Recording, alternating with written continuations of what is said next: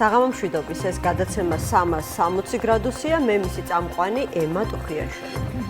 სიძულვილის ენის, გინებისა და შეურაცხყოფის შემსწავლელი საგამოძიებო სამსახური.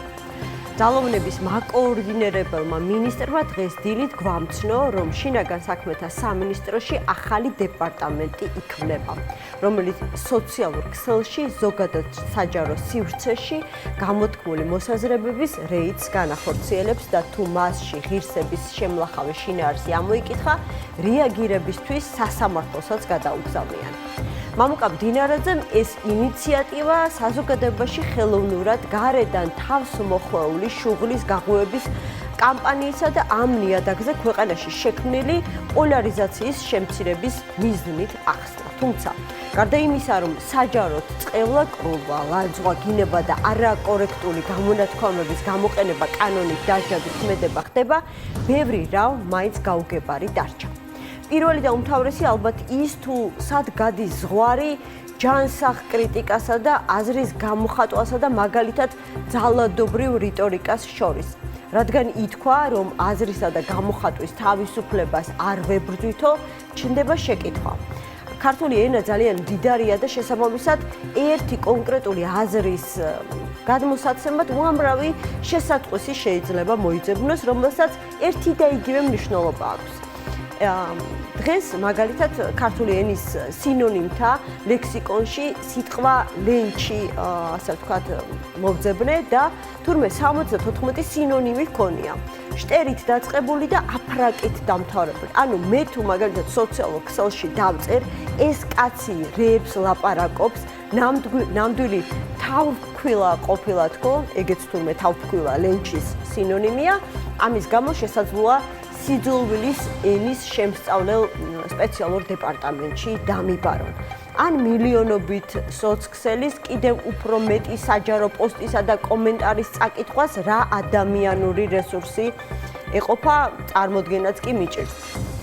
თუ კომენტარები არ შედის და მხოლოდ მთავარი ტექსტი შეიძლება ჩაითვალოს საზოგადოებაში დაძაბულობის შეტანის მიზეზად.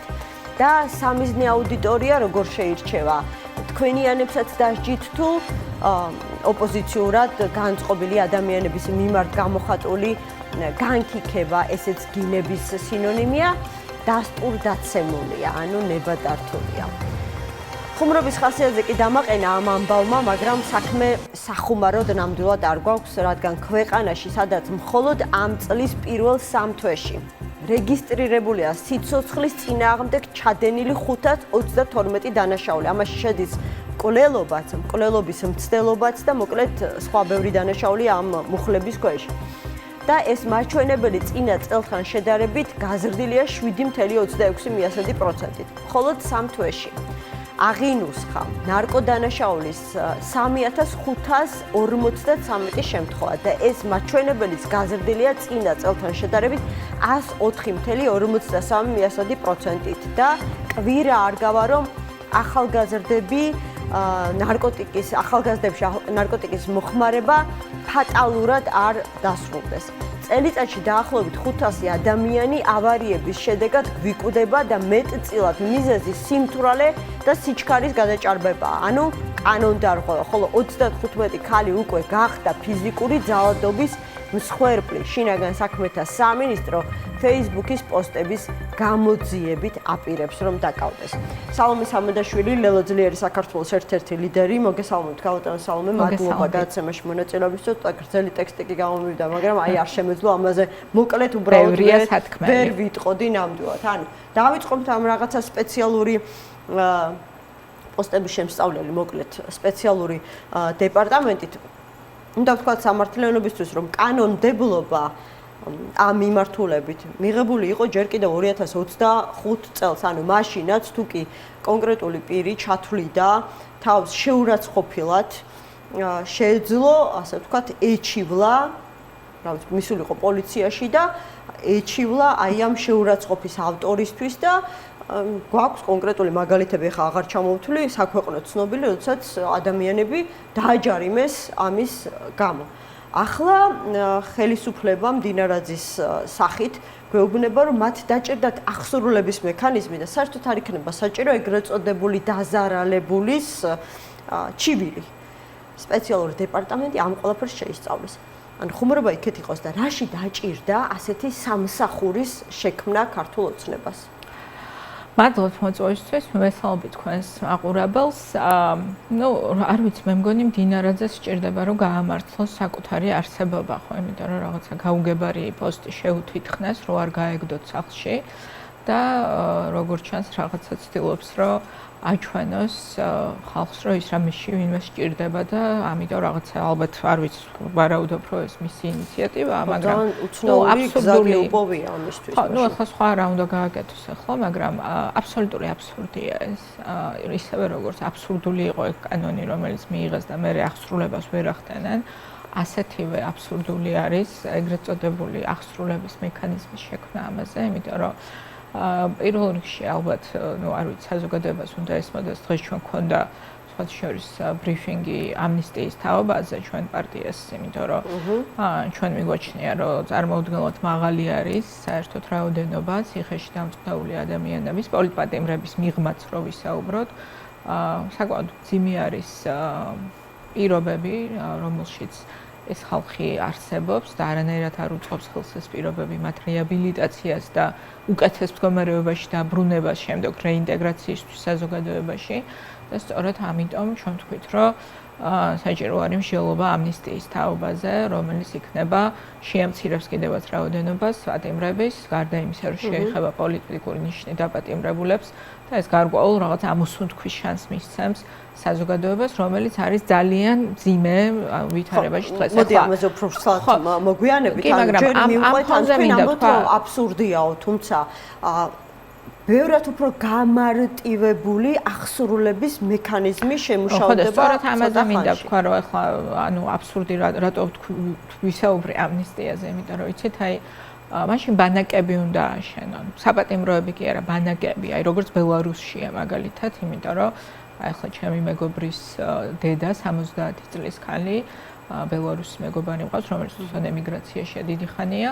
დედამისმა გაატარა 4 წელიწადი ასეთ ბანაკში და კიდე ემუქრებოდა რომ არა ამერიკის ჩარევა და გაცვლა და იქ არის ბანაკები პირდაპირ აშენებული, იმიტომ რომ იმდენი რაოდენობით ყავთ დაპატიმრებულები, რომ ციხე აღარ ყოფნის ამას. ამიტომ მე მამუკამ დინარაძეს შემიძლია მხოლოდ მივცე, ხუმრობით ცხადია, მაგრამ არც ხუმრობით რჩევა. ჯერ მიმართოს ინფრასტრუქტურის მინისტრ რეზო სოხაძეს, უთხრეს, რომ ააშენოს ბანაკები ამ ქვეყანაში. ცუდი ასოციაცია მაქვს საკონცენტრაციო ბანაკებთან ეხლა. ცუდი არის, მაგრამ ეს არის. და ჩვენ ცხოვრობდით, ანუ ჩვენ არა, მაგრამ ჩემი დიდი ბებია ბანაკში გარდაიცვალა ციმბირში და ბევრი ჩვენი თანამოქალაქის დიდი ბებია და ბაბუა, თუ ბებია და ბაბუა, მსგავს ბანაკებში გაატარეს წლები ან იქ დაიღუპენ. ასე რომ ჩვენ საზოგადოებას აქვს ესეთი გამოსვლები. უბრალოდ აიღონეს ხალხი და გადაასახლონ აი ამ ბანაკები. საზოგადოებისგან მათი იზოლირება მოახდინონ. ხო, იმიტომ რომ სხვანაირად აღსრულება ახლა აი ამ აბსურდული რაღაცა კანონების და საუბარი იმაზე, რომ ახლა რაღაცა სპეციალური ქვედანაყოფი დაკავდება იმით, რომ ჩასკროლავს, არ ვიცი, Facebook-ს და მიადგება ყველას, ვინც თან გაუგებარია რას დაწერს, იმიტომ რომ თქვენ ძალიან სწორად შენიშნეთ თქვენს შესავალ სიტყვაში, რომ რა არის შეურაცხყოფელი თუ დამამცირებელი, ეს აბსოლუტურად სუბიექტური კატეგორიაა, ის რაც თქვენთვის შეიძლება შეურაცხყოფელი იყოს, შეიძლება ჩემთვის არ იყოს, ეს არის აბსოლუტურად სუბიექტური კატეგორია და გარდა ამისა, მე შემიძლია გითხრათ, რომ როგორც კი დაიწყება, თუ იქნება მართლმცდელობა, რომ ეს აღსრულდეს მასობრივად, რა თქმა უნდა, წავა ერთობლივი სარჩელი სტრასბურგში ამაზე და რა თქმა უნდა შესაბამის გადაწყვეტილებას მიიღებს ევროპული სასამართლო, იმიტომ რომ მსგავსი სისულელე, აი მარტივად რო თქვა აბსურდი, აი მაგალითად ხო ვიხილეთ აი ეს მილიონრებისგან დაკომპლექტებული ფასების ეგრეთ წოდებული კომისია, რომელიც ჯერ შექმნეს, იმიტომ რომ ფასები უნდა დაეწიათ და მე რა თქვეს, რომ არა, მხოლოდ შესწავლის მიზნით შეიქმნა და 3 თვე ისხდნენ ხალხი, კარგია რომ ამ ზოგიერთმა წევრმა გაიგო ფასი რა ღირს პროდუქცია საქართველოში, დარწმუნებული ვარ, რომ არ იცოდნენ და ესე იგი 3 თვიანი მუშაობის შემდეგ კობახიძე, ეგრეთ წოდებული პრემიერ-მინისტრი, რომ იქადნებოდა, რომ ეს იქნება რაღაც საოცრება, ერთადერთი შედეგი რაც არის, რომ ქსელურ სუპერმარკეტებს უთხრას, რომ მოაქუჩონ ერთ კუთხეში ფასდაკლებული პროდუქცია. აი ეს ხო დაცინვა იყო და ხალხის მასხრა დაგდება და შეურაცხყოფა, არ ვიცი რა დავარქვა. აი ესეთივე აბსურდი არის ეს გადაწყვეტილება. მე მესმის, ქართული ოცნება არის რთულ მდგომარეობაში.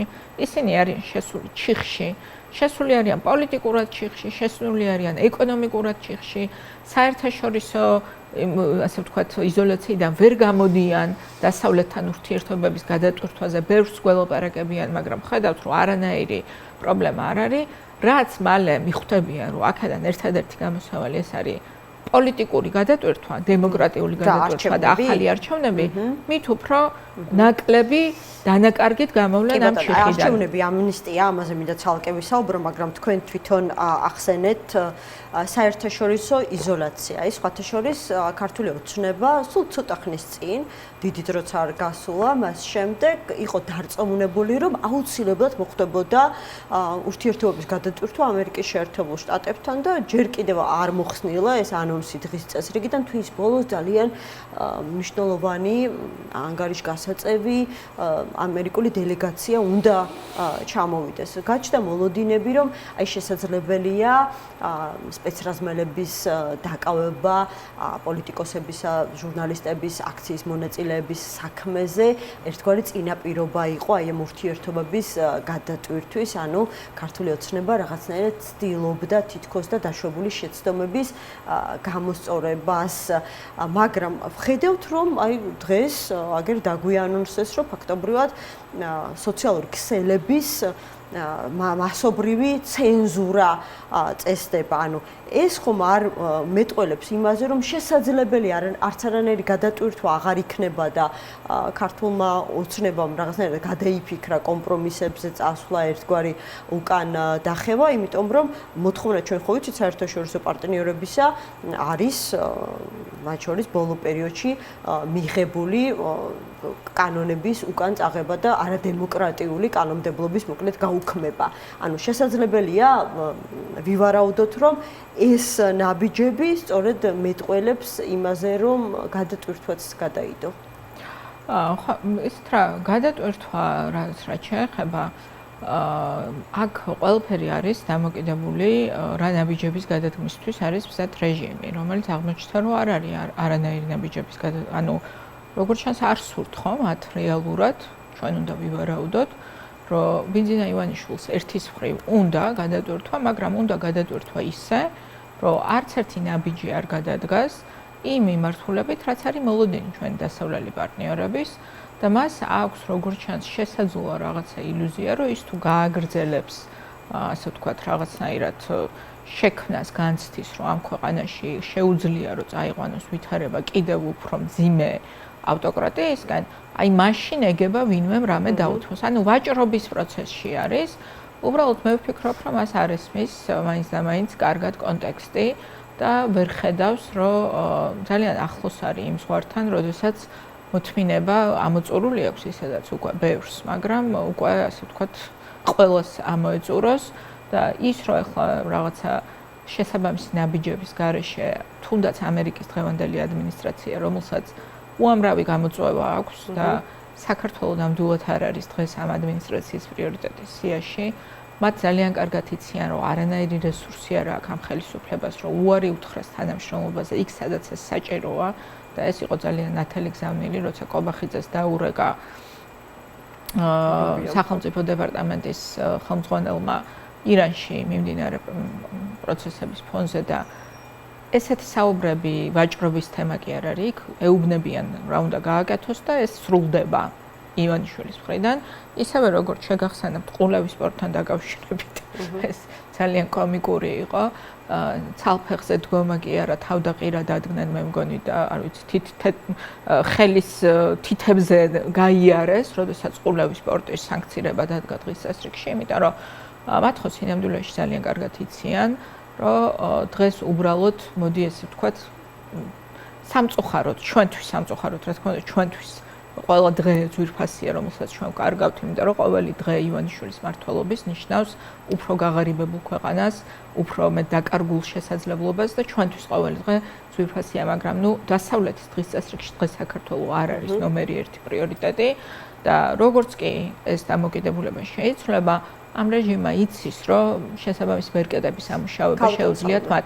ამიტომ დრომა ძალიან ცოტა აქვთ და მე ვფიქრობ, რომ უბრალოდ დარწმუნებული არ ვარ, რომ კარგად ესმით იმ ხალხს, ვინც დღეს არ ვიცი, მე არ ვიცი საერთოდ როგორ იღებს გადაწყვეტილებებს ივანიშვილი მიჯერს ამის, ასე ვთქვათ, დეკონსტრუქცია შესაბამის ინფორმაციის გარეშე, მაგრამ მე ვერ ვხედავ, რომ მას დღეს ბოლომდე ესმის რა ხდება. ანუ მას ესმის, რომ რუსეთ-უკრაინის ომის საქმე ისე მიდის, რომ ის ძალიან ზიანდება, როგორც რუსეთის მოკავშირე, მას უნდა ამ აღქმის შეცვლა, მაგრამ მე არ მგონია, რომ მას ესმის სწორედ რა არის გზა ამისთვის, ჩემი შთაბეჭდილება ეს არის. ხო, მით უფრო, ანუ თუ თქვენ დარწმუნებული ხართ, რომ ბრძინა ივანიშვილს დაკარგული აქვს რეალობის აღქმის უნარი, მისი გადაწყვეტილებები არ არის ადეკვატური იმ შექმნილი ვითარებისა, რაშიც ჩვენი ქვეყანა იმყოფება. მაშინ რატომ გაქვთ მოლოდინი, რომ ქართული ოცნება ამ თქვენს არც მოწოდებას თუ ინიციატივას საყოველთაო ამნისტიის შესახებ არა თუ გაიზიარებს, არამედ უბრალოდ მოისმენს და თუნდაც განსჯის საგანად გახდის. თუ ესეც არის თქვენი პოლიტიკური დღის წესრიგის ნაწილი და თვლით, რომ ეს კარგი იქნებოდა და ამიტომ აკეთებთ საჯაროდ აი ამ განცხადების რაღაცა დეკლარირებას. არა, საზოგადოებამ ხონდა იცოდეს, ამაზე ადრეც ხონდა საუბარი, მაგალითად, როდესაც ლელო გამოვიდა ინიციატივით, რომ უნდა დაიწყოს რაღაცა ტიპის დიალოგი და გახსოვთ, რომ ეს გახდა რაღაცა, ასე ვთქვათ, წინააღმდეგობის მიზეზი, რომ რა თქმა უნდა ამაზე არ წამოვა ქართული ოცნება. კი ბატონო, ჩვენი მოლოდინი არ იყო, რომ ქართული ოცნება ამაზე წამოვა, მაგრამ ჩვენ ვართ პოლიტიკური პარტია. პოლიტიკური პარტია რა არის, ხო, რითი განსხვავდება, არ ვიცი, მაგალითად, ნებისმიერი სხვა საზოგადოებრივი გაერთიანებისგან, რომ ჩვენ ვაცხადებთ პრეტენზიას, ისევე როგორც ყველა პარტია უნდა აცხადებდეს პრეტენზიას, რომ მართოთ ეს ქვეყანა, ხო, მივიღოთ მონაწილეობა ამ ქვეყნის მართვაში.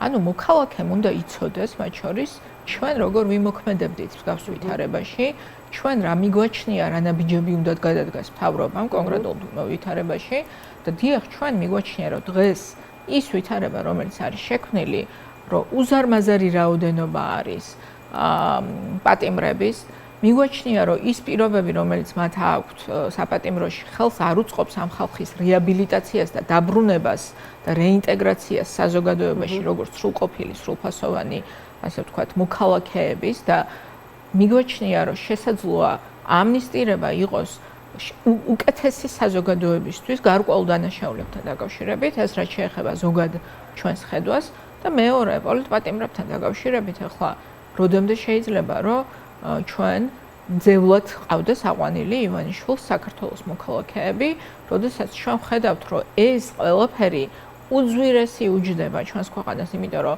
მიდის ცხოვრება თავისი ლოგიკით, წინ მიიწევს რეგიონში ფაქტიურად ყველა სახელმწიფო საკუთარ ინტერესებს აგვარებს იმგვარად, რომ ასე ვთქვათ, განამტკიცოს დამოუკიდებლობა რუსეთისგან, გააბას მეტი საერთაშორისო კავშირები მათ შორის დასავლეთთან, იმიტომ რომ იციან, რომ ეს არის მათი გრძელვადიანი, არ ვიცი, რაღაც დაცულობის, განვითარების ეკონომიკური ზრდის პერსპექტივა და თქვენ დიდი მოლოდინი არ გაქვთ, მაგრამ ჯერ იყო და თქვენი მოწოდება გაკეთდა დიალოგის თაობაზე, ახლა მოწოდება საყოველთაო ამნისტიის თაობაზე, თუმცა კიდევ ერთხელ განმეორდები და ვიტყვი, რომ მოლოდინი არ გაქვთ, რომ ხელისუფლება ამ მიმართულებით რაღაც ნაბიჯებს არ ვიცი, მე არ მინდა თქვა, რომ ანუ განცხადება განცხადებისთვის არის ეს. არა, რას ნიშნავს განცხადება პოლიტიკურმა პარტიამ რა უნდა გააკეთოს, ხო ვერ მეტყვი. სხვა პოლიტიკური პარტია ქმნის პოლიტიკურ დღის წესრიგს, იმით რომ დიახ,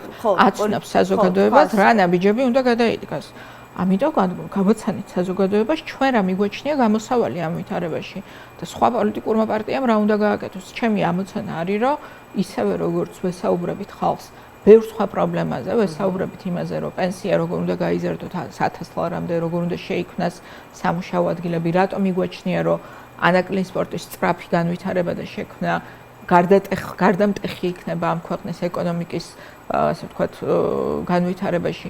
ბევრ საკითხზე ვესაუბრებთ საზოგადოებას, ამაში ხარჯავთ ჩვენ დროს და მათ შორის დიახ პოლიტიკური კრიზისის დაძლევის თუ საპატიმროებში შექმნილ ვითარებასთან დაკავშირებითაც ჩვენი ხედვა საზოგადოებას უნდა გავაცნოთ, ეს არის ჩვენი ვალდებულებაც და ეს არის მათ შორის ის გზა, ჩვენ როგორ ვარწმუნებთ მოქალაქეებს, რომ გააკეთონ სწორი არჩევანი მომავალში, იმიტომ რომ ჩვენ ხო გვესმის, რომ საბოლოო ჯამში ეს ხელისუფლება შეიცვლება მხოლოდ და მხოლოდ მაშინ, როდესაც კიდევ უფრო გაიზრდება იმ ადამიანების რაოდენობა, რომლებიც მიხვდება, რომ უბრალოდ როგორ გითხრა, გადარჩენის ამბავია, მისი შვილის, ამ ქვეყნის გადარჩენის ამბავია, რომ ხმა მოძებნოს მისთვის მისაღები ალტერნატივა ქართული ოცნებისგან და ჩვენ ნამდვილად გვაქვს ეს პრეტენზია, რომ შევხვდათ ესეთი ალტერნატივა. როცა ეგრეთ წოდებული კრიტიკული უმრავლესობა დაუპირისპირდება ამა თუ იმ ფორმით ქართულ ოცნებას, აი ამ მომენტზე უმრავლესობა არის უკვე დაპირისპირებული, მე ვფიქრობ, მაგრამ დაპირისპირება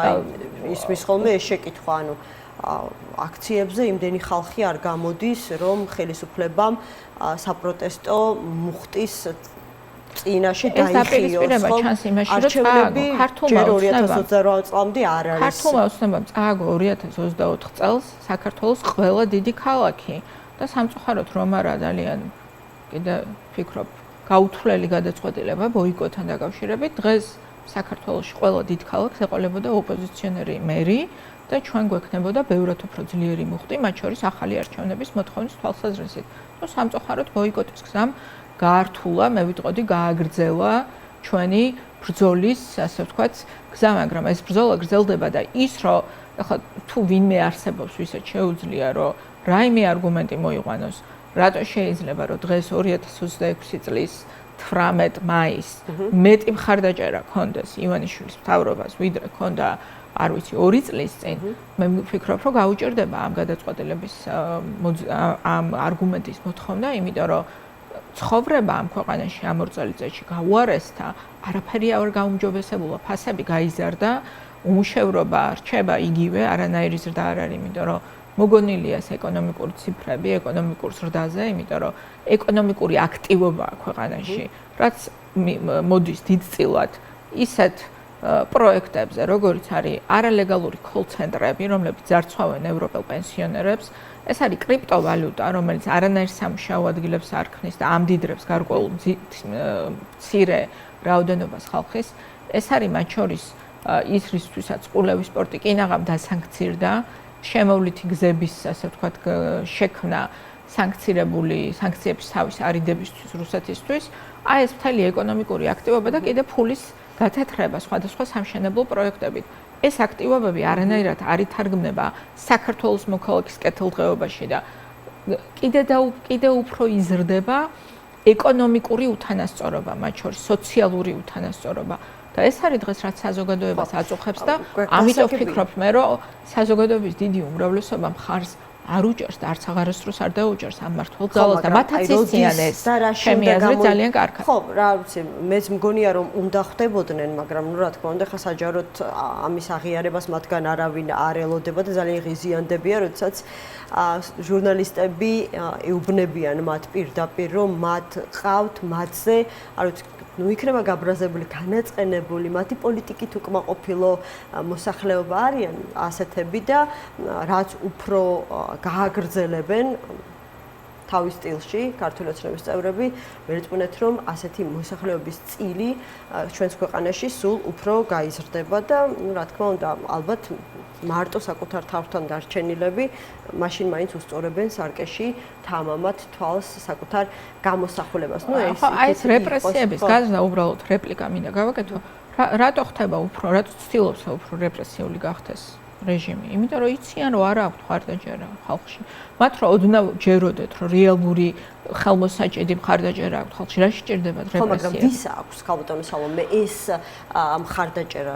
ყველა თან ხდება ოპოზიციაში იმაზე, რომ ცალკე აღებულ არც ერთ ოპოზიციურ პარტიას არა აქვს იმაზე მეტი მხარდაჭერა, რაც ჯამურად შეიძლება კონდეს ქართულ ოცნებას და მოსახლეობას კიდევ უფრო მეტად ის აბნევს, რომ სამომავლო პოლიტიკური ბრძოლის, რა ვიცი, სტრატეგიაზე თუ ელემენტარულად გზაზე ოპოზიციის სხვადასხვა ნაწილს სხვადასხვაგვარი წარმოდგენა აქვს. აი თუნდაც ეს ბოლოდროინდელი, არ ვიცი, დებატები თუ აზრთა სხვადასხვაობა ვადამდელი არჩევნების დანიშვნის შემთხვევაში არჩევნებში მონაწილეობა არ მონაწილეობის საკითხს. აგერ მოვისმინეთ გასული კვირის მიწურულს ოპოზიციურმა ალიანსმა წარადგინა 6 პუნქტიანი მოთხოვნების გეგმა და ისინი ამბობენ, რომ აი ამ მოთხოვნების დაუკმაყოფილებლობის შემთხვევაში ისინი არჩევნებში მონაწილეობას არ განიხილავენ. ანუ შესაძლებელია ვადამდელი არჩევნების დანიშვნის პირობებშიც კი მივიღოთ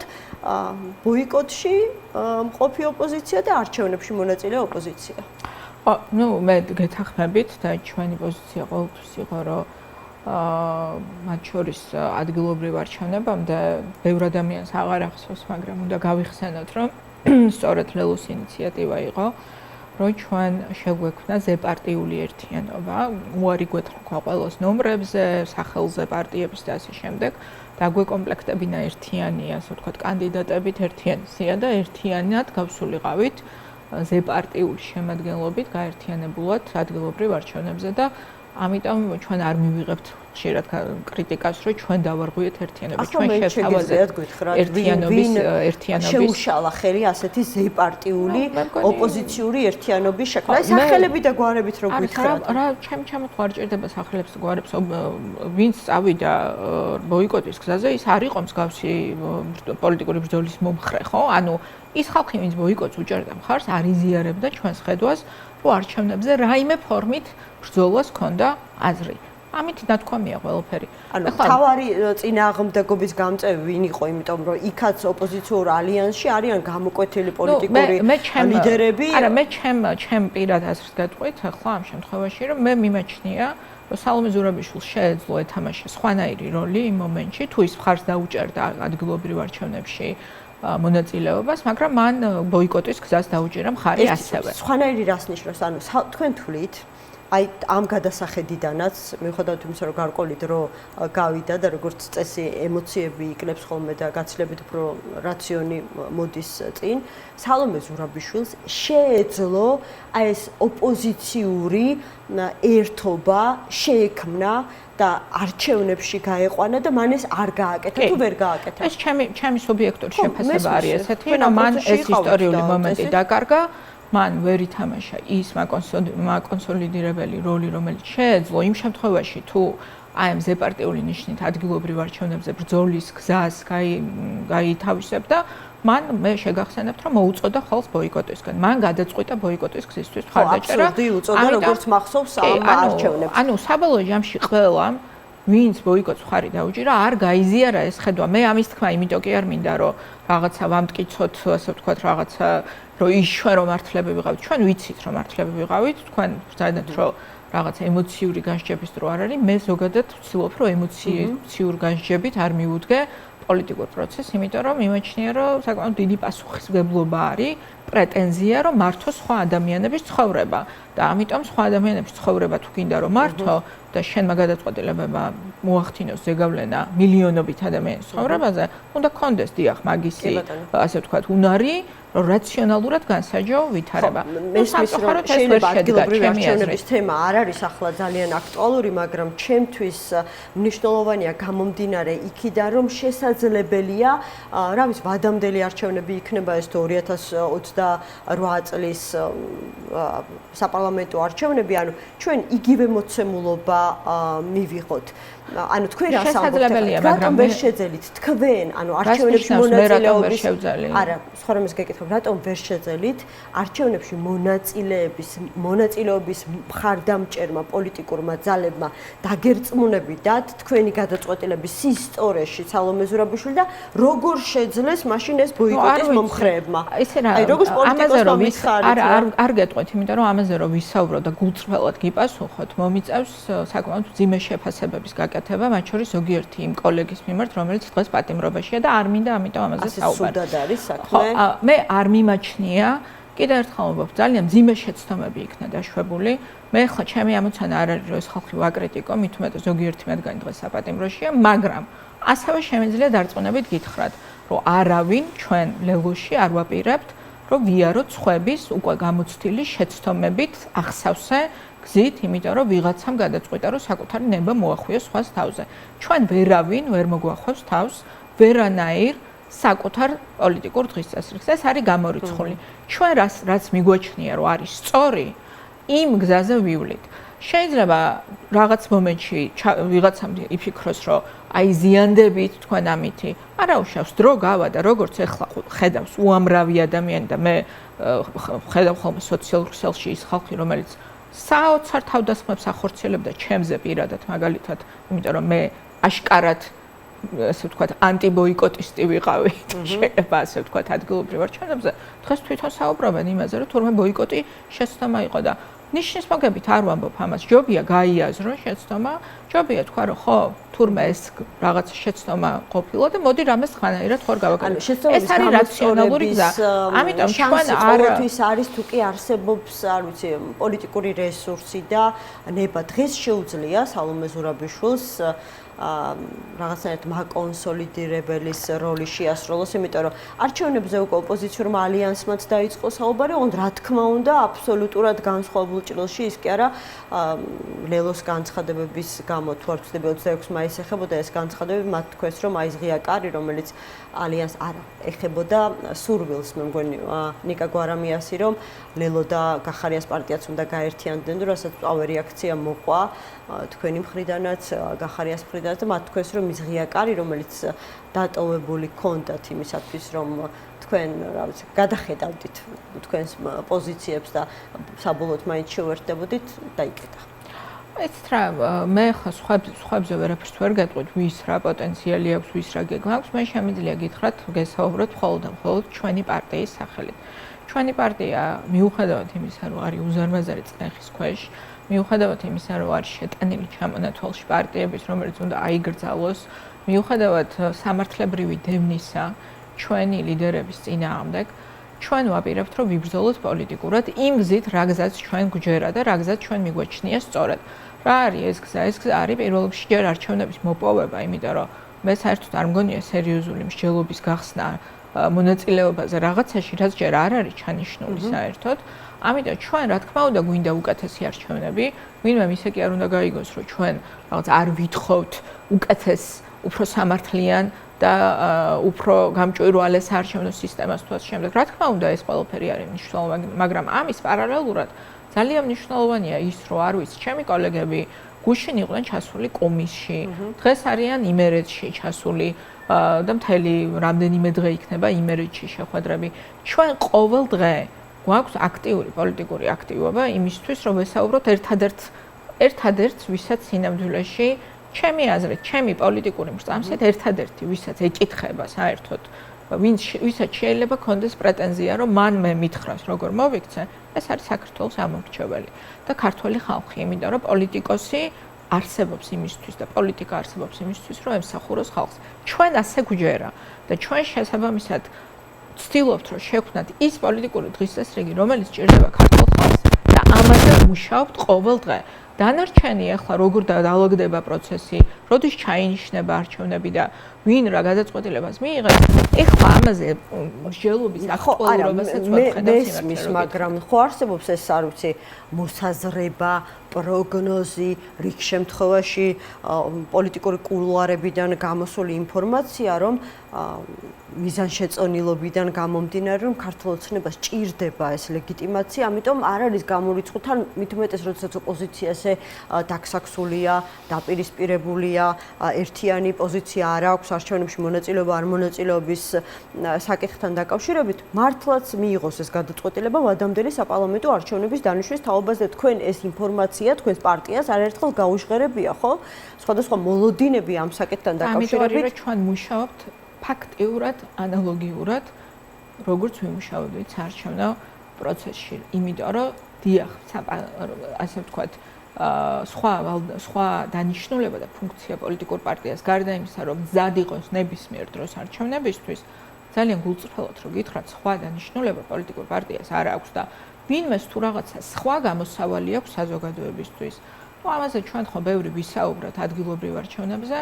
ნახეთ, მოვიდა 4 ოქტომბერი ჩაიარა, როგორც ჩაიარა, ძალიან სამწუხაროდ ჩემთვის მე მიმაჩნია, რომ ტრაგედიაა, რომ ამდენი ადამიანი დაემატა პოლიტპატიმრების შემადგენლობას და უდანაშაულოდ, მათ შორის ბევრი აბსოლუტურად აღმოჩნდა ციხეში.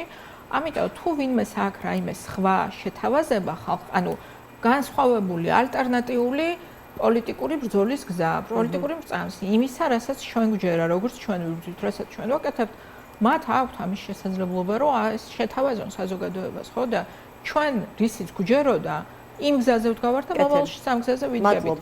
არ ვაპირებთ, რომ ამ გზას გადავუხვიოთ, იმიტომ რომ ასე გვჯერა და ვფიქრობთ, რომ ეს არის გამარჯვების გზა. კეთილი, მადლობა. სალომე სამოდაშვილს, ლელო ძლიერი საქართველოს ერთ-ერთი ლიდერი იყო, ჩვენი გადაცემის სტუმარი. შეგახსენებთ, რომ დღევანდელი დღის, ასე ვთქვათ, პოლიტიკური ქრონიკა შეიძლება ასე ითქვას, დაიწყო მამუკა მდინარაძის ბრიფინგით, სადაც მან დაანონსა, რომ შინაგან საქმეთა სამინისტროს შეიქმნება სპეციალური სამმართველო, რომლის ძირითადი ფუნქციაც საჯარო სივრცეში სიძულვილის ენის შეურაცხყოფელი კამპანიისა და აგრესიული კომუნიკაციის სისტემური მონიტორინგი და სამართლებრივი რეაგირება იქნება. მართლმსაჯულების სახლის დამფუძნებელი ეკა ბესელია გვერდდება, მას მივესალმები. მოგესალმებით, ქალბატონო ეკა, მადლობა გადაცემაში მონაწილეობისთვის.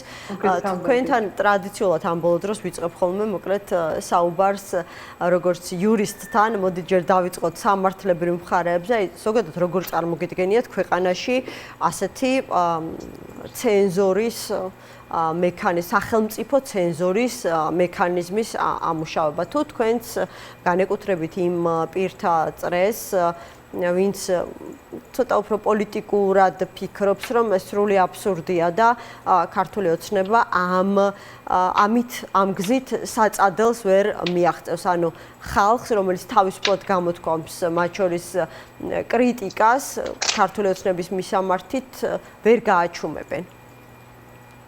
მოგესალმებით, ქალბატონო ემა, მივესალმები მაყურებელს, მადლობა მოწვევისთვის. პირველ რიგში ყველაზე ემოციური და ყველაზე მნიშვნელოვანი საკითხით და ფრაზით მინდა დავიწყო თქვენთან საუბარი. ბავშვებს უნდა მისცენ წამალი და კიდევ ერთხელ მიმართავ ქართულ ოცნებას, რომ მიეცით ბავშვებს წამალი, რომელიც სასიცოცხლოდ აუცილებელია მათთვის და მათი გადარჩენისთვის.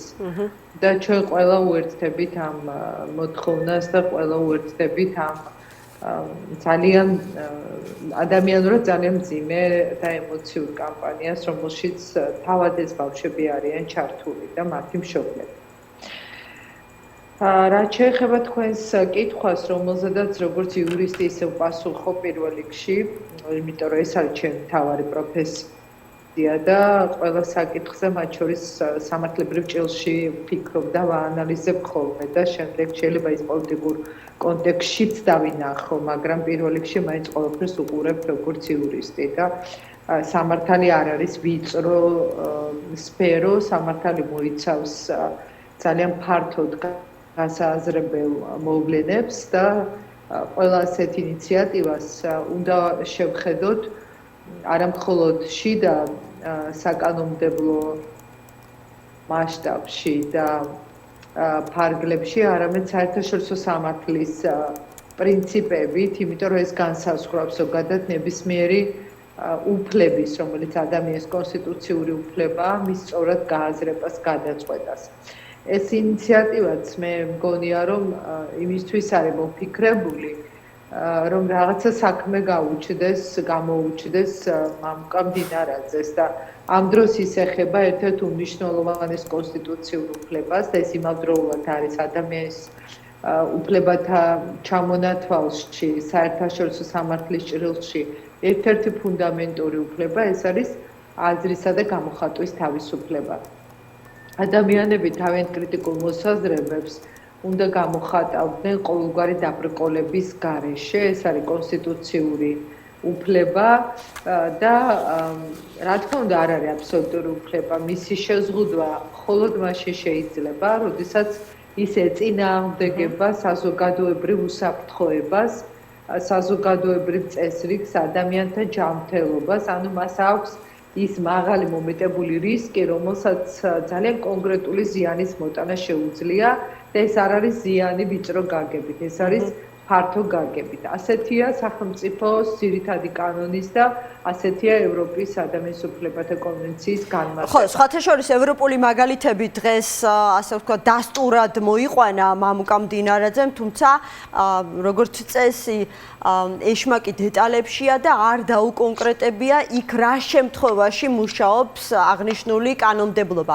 ანუ აი ამ ბევრი ბუნდოვანების პირობებში, რომელიც ამ კანონმდებლობას თან ახლავს.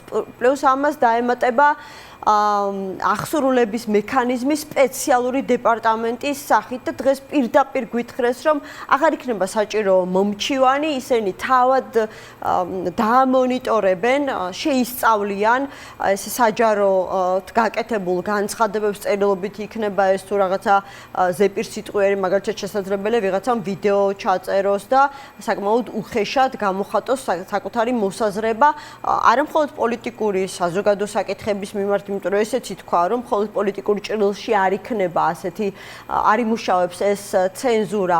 ანუ როგორ წარმოგიდგენიათ უკვე კანონის ამუშავების შემდეგ, ანუ რა პრეცედენტებთან შეიძლება გქონდეს შეხება, იმიტომ რომ როდესაც ტროტუარზე დგომის გამო კანონი მიიღეს, მაშინ ბევრს ვერ წარმოედგინა, რომ ჩვენ გვეყოლებოდა ამ ტროტუარზე დგომის გამო დაჯარიმებული და ადმინისტრაციულ პასუხისგებაში მიცემული პატიმრობაში, უბრალოდ მიცემული ადამიანები. ამიტომ დღესაც ვინც ფიქრობს, რომ აბსურდია, იქნებ თქვენ როგორც იურისტმა აუხსნათ, როგორ შეიძლება იმუშაოს ამ კანონმდებლობა.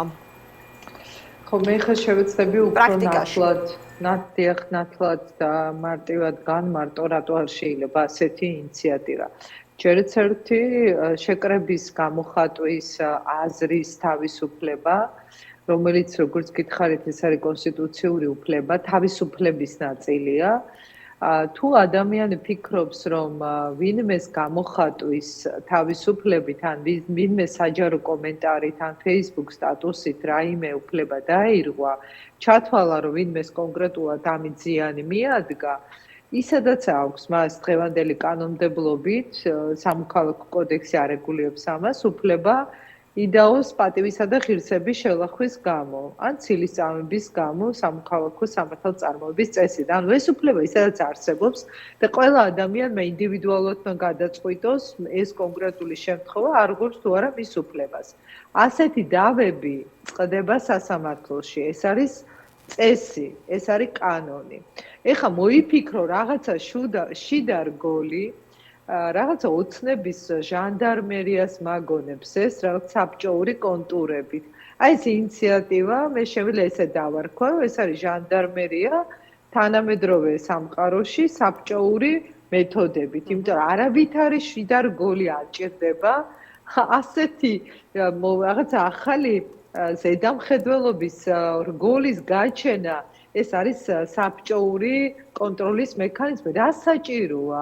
როგორ უნდა გააკონტროლოს, აი მაგალითად რაღაცა ორგანომ, თუ თქვენ ჩათვალეთ, ქალბატონო ემა, რომ ვინმეს Facebook პოსტმა მოგაყენა შეურაცხყოფა. ეს თავად თქვენ უნდა გადაწყვეტოთ. არა მხოლოდ პოსტები, ეს მე მაინტერესებს კომენტარები, ანუ 360 გრადუსის Facebook გვერდზე რომ შევიდეს ნებისმიერი, არ ვიცი, ამ მონიტორებიდან, ვინც ამ სპეცსამსახურში დასაქმდება. შეუძლია. დიახ, ამ ლოგიკით, რასაც მე ქართული ოცნების ტროლბოტები ამ დარიგებული SMS-ებით რაღაც შეურაცხყოფელ ეპიტეტებს მიძღვნიან, მაშინ ყველა უნდა დასაჯონ ეს ხალხი. და ჩვენ შეგვიძლია ქალბატონო ეკა მორალური ზიანის ანაზღაურება რომ მოვითხოვოთ და ისე ექნება კანონი რეალურად მოქმედებს ახლა რა შუაში აღსრულების მექანიზმი წესით უნდა არაფერ შუაში არ არის რა აღსრულების მექანიზმი საიდან მოიფიქრეს ვის თავში იბადება ასეთი გაუგებარი ინიციატივები მართლაც საბჭოური რაღაცა მეთოდებით ბრძოლა ადამიანების თავისუფლებას, იმიტომ რომ დღეს არის ეს ყველაფერი მოწესრიგებული კანონით, ინდივიდუალურად ვინმე თვლის და ამას ისედაც აკეთებენ ხო ხედავ ჩვენ Facebook სტატუსების გამო თანამდებობის პირები როგორ იწყებენ დავას და როგორ ჟიან ადამიანებს ჯერ ესეც არ შეიძლება იმიტომ რომ იცით როგორ არის პრეცედენტული გადაწყვეტილებები ადამიანის უფლებათა ევროპული სასამართლო რომელიც არის უამრავი გამოხატვის თავისუფლებაზე სულ აკეთებს აქცენტს რომ როდესაც ხარ თანამდებობის პირი გაქვს მაღალი თმენის ვალდებულება, შესაძლებლად გამოხატული კრიტიკა უნდა აიტანო, მოითმინო, თუ ის არ შეიცავს ისეთი დანაშაულის შემცველ ნიშნებს, რომელიც მოითხოვს უკვე ამ ფაქტების დადასტურებას და თუ ეს პირი ჩათვლის, რომ მას სჭირდება ამ განცხადების ავტორისგან ამ ფაქტების დადასტურება, იწყებს სამოქალაქო წესით დავას. ეს ხდება სასამართლოში. ამიტომ რაღაცა შუარგოლების შემოტანა რაღაცა გამოგონება ისეთი მექანიზმების რომელიც არ არის დამახასიათებელი დემოკრატიული სამყაროსთვის და ადამიანის უფლებების უხეშ კონტროლად მიიჩნევა ეს კიდევ ერთხელ ვამბობ არის პოსტსაბჭოთა რაღაცა შეიძლება ტრადიცია და არც კი ვიცი რომელ ქვეყანაში არის შეიძლება იყოს რუსეთში შეიძლება იყოს ბელარუსში არ ვიცი ესეთი მექანიზმი და იქიდან თუ არის გადმოწერილი ვერ გეტყვით მაგრამ არ მახსენდება არც ერთი დემოკრატიული ქვეყანა სადაც ასეთი მექანიზმი შეიძლება არსებობდეს არავის ეს აზრად არ მოუვა იმიტომ რომ როგორც წესი მაღალი პრეზუმპცია აქვს დაცვის მოქალაქეების მიერ გამოხატულ კრიტიკას ისევე როგორც აი ელენე ხოშტარიას მაგალითი სრულად ეტევა გამოხატვის თავისუფლებაში და დღეს ის სრულად უკანონოდ პოლიტიკური განაჩენით იხდის სასჯელს ბანერზე გაკეთებული წარწერის გამო ეს იყო სუფთა გამოხატვის თავისუფლებაში ჩატეული ქმედება რომლის შედეგად ზიანი იყო ძალიან უმნიშვნელო ხო ის ბანერი აღარც არსებობს ის ბანერი რომელიც იყო შეიძლება 100 ლარის 200 ლარის ეს არ არის ტოლფასი სისხლის სამართლებრივი დევნის დაწყების და აი კიდევ ერთხელ ვამბობ, ვინც ვიწროთ უყურებს სამართალს და კანონის განმარტება არ შეუძლია, ისე როგორც კანონმდებელმა ეს ნორმატიული შინაარსით თავის დროზე შექმნა, მაშინ ვიღებთ ასეთ კვაზი სასამართლო გადაწყვეტილებებს, მახინჯ მაგალითებს, როგორიც არის ელენე ხოშტარიას შემთხვევა, როგორიც არის სხვა შემთხვევები, რომელიც გამოხატვის თავისუფლების ნაწილი იყო Facebook პოსტის გამო და ამავდროულად აი ხა კიდე ეს არ იკმარეს ეს ცუდი პრაქტიკა, სახიფათო პრაქტიკა, რომელთაც საქართველოს აი კარგავს დემოკრატიული ქვეყნის ყველა ნიშანწყალს და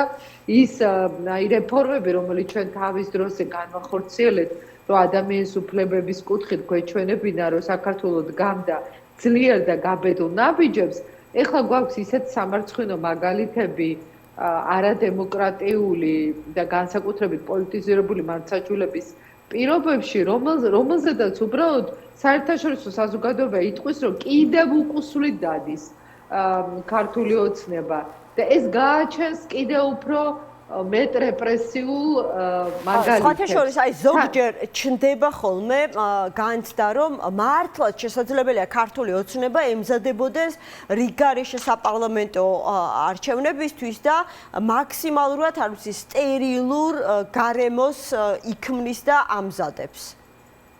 ხო, არ ვიცი ემა თუ ეს ლოგიკა მათთვის ამიტომ იქმნება ამდაგვარი რომ არჩევნებისთვის სჭირდებათ მოასუფთავონ სრულად ეს კრიტიკული განწყობა ну კიდევ ერთხელ ვამბობ მაშინ არ იცნობ საკუთარ მოქალაქეებს იმიტომ რომ შეიძლება ქართველმა ითმინოს რაღაცა დოზით ჩვენ ხო გვაქვს ეს რაღაცა თვისება რომ ბევრ რაღაცას ითმენენ ადამიანები მაგრამ არსად არ ქრება ბრაზი, კრიტიკა, წუხილი, უკმაყოფილება, ეს რაღაცნაირად გროვდება და შეიძლება რომ აფეთქდება მე უცებ მოწმენდილ ცაზე მეხის გავარდნასავით არისო, აი მე ხდება ყველა ამ ემოციის გადმოღურა და ეს გაცილებით უფრო სახიფათოა, იმიტომ რომ ყოველ შემთხვევაში როგორც ჩანს ქართული ოცნების ლიდერების დღევანდელი განცხადებებიდან 26 მაისს ასეთ რაღაცა აფეთქებას ისინი არ ელოდებიან. დღეს ირაკლი კობახიძეს განცხადება იყო, რომ ტესტი ჩავარდება, როგორც ჩავარდა ყველა წინა ტესტი. იდეა განწირულია წარუმატებლობისთვის. აი თქვენ კონკრეტულად რა მოლოდინი გაქვთ ქალბატონო ეკა 26 მაისთან დაკავშირებით? განსაკუთრებული მხოლოდ 26 მაისია, რომელიც არის ჩვენი ყველასი საქართველოს მოქალაქეების დღე, დამოუკიდებლობის დღე, მაგრამ ის რომ ეხლა ამ დღეს რამე გადაწყდება და რაღაცა კონკრეტულად რაღაც კონკრეტული შედეგი დამთავრდება, არა მაქვს ეს მოლოდინი, მაგრამ ბევრი ადამიანი გამოვა გარეთ ქუჩაში და საჭიროც არის ეს, იმიტომ რომ დღეს აი ამ უიმედობის და რაღაცა იმედგაცრუების თუ დაღლილობის ფონზე, რომელიც განპირობებულია ბევრი ფაქტორით, მათ შორის ძალიან მძიმე რეპრესიებით, ხო, უამრავი ადამიანი დაყადაღებული, დაჯარიმებული, დაპატიმრებული, ამდენი უკანონო პატიმარი ციხეებში, ადგილები აღარ არის. ნუ ეს ყველაფერი ქმნის ამ რთულ და რუხ განწყობას, მაგრამ ეს ხო არ ქრება არსად 26 მაისს ბევრი ადამიანი გამოვა და საჭირო არის ამ სიმრავლის დემონსტრირება, იმიტომ რომ ადამიანებს ჭირდებათ ესეთი мотиваცია და ბრძოლასაც ჭირდება ენერგიის რაღაცაირად გარდაქმნა, კიდევ უფრო მეტი ძალების შეუმატება.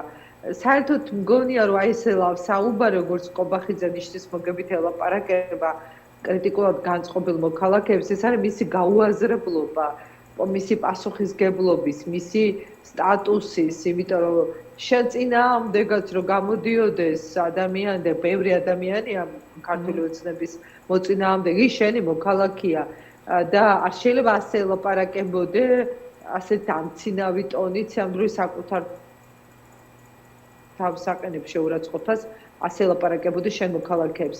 ამიტომ 26 მაისსაც და სხვა დღეებშიც, ვისაც როგორ შეუძლია მისაც სად შეუძლია პროტესტის გამოხატვა არის მნიშვნელოვანი, იმიტომ რომ უფრო და უფრო უარესდება და მძიმდება სამართლებრივი გარემო.